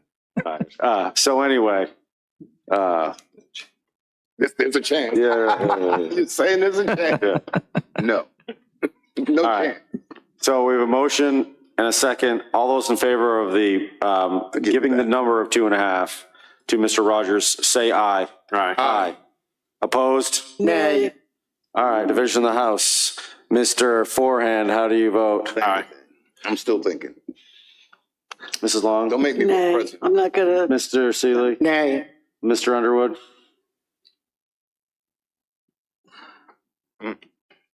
Gosh. Play with it. Go ahead. Aye. Mr. Thomas? We can always not do it. All right, I'll give him a chance. So that's an aye? 3-3. Aye? And I vote aye as well. So 4-2. motion carries 4-2. Thank Okay. you. But I don't have to take this. No, you don't. No. Well, I will clarify that with Courtney to make sure that it goes out that way. And I need somebody to talk to the schools to see about their field. Their If we field- do their field, It's 1.9 million. I thought it was 1.5. I thought it was less than 1 point. We got 2.5 for 3 fields. Yeah, but the square footage. Soccer field's close to it. We should. All right. If you look at the contract through Sourcewell, right now, if you look at the square footage cost, and once they come out and give you a firm number, we didn't actually quote that. We just used the square footage number, and you're going to be somewhere around 1.9 million to do that. You might be able to get it lower, but that's the ballpark that we think we're going to be in order to do that. Do we need to appoint an emissary to talk to the schools and ask about using the field and what Parks and Recs would have access to it if we do this? Mr. Howard, I believe we could do that. But we're about 125,000 square feet in the football field inside of the track. Everything inside of the track is just under 100,000 square feet. So we are a little bit bigger on ours, so. All right. And I got to get injury insurance. Okay, so Thank with you. motion carried 4-2. That is it for the agenda. Informational calendar items. We didn't read the ball. Fair. Fair, everybody. Everybody go to the fair. We at the fair. Fair with your raincoat. Fair starts Friday The money from the fair. and carries through It's fun. Sunday the 6th. Yeah. We did include, I bumped into a lady from Second Mount Zion, and she gave me a flyer for the domestic violence seminar that they're having at Second Mount Zion on Saturday the 5th at 10 a.m. So it looked like it was a pretty impressive event they had put together. So just wanted to make you aware of that. Our meeting, as mentioned earlier, is the 8th at 6. The 14th is Columbus Day, which is a state holiday. Oh, come on. Has been for years. Bowling Another Green Harvest holiday. Festival the 19th and Frog Level Festival on the 26th. So those are the things. Yes, sir. Community meeting on Thursday the 24th at 6 or 7? What time? 6? 6 o'clock. A holiday last month. And for anybody who's interested, King George's has a harvest festival on the 12th, if you want to go visit neighbors.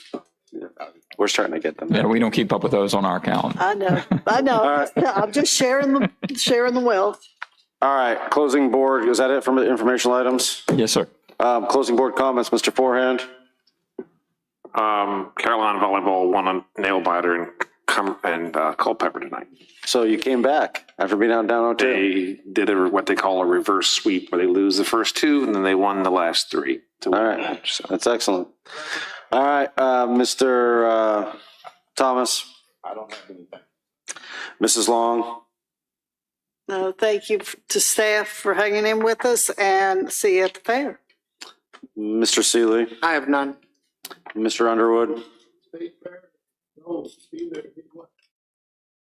Yes, okay, and I have none at this time, so a motion to adjourn. Second. All in favor say aye. We are adjourned at 10:14.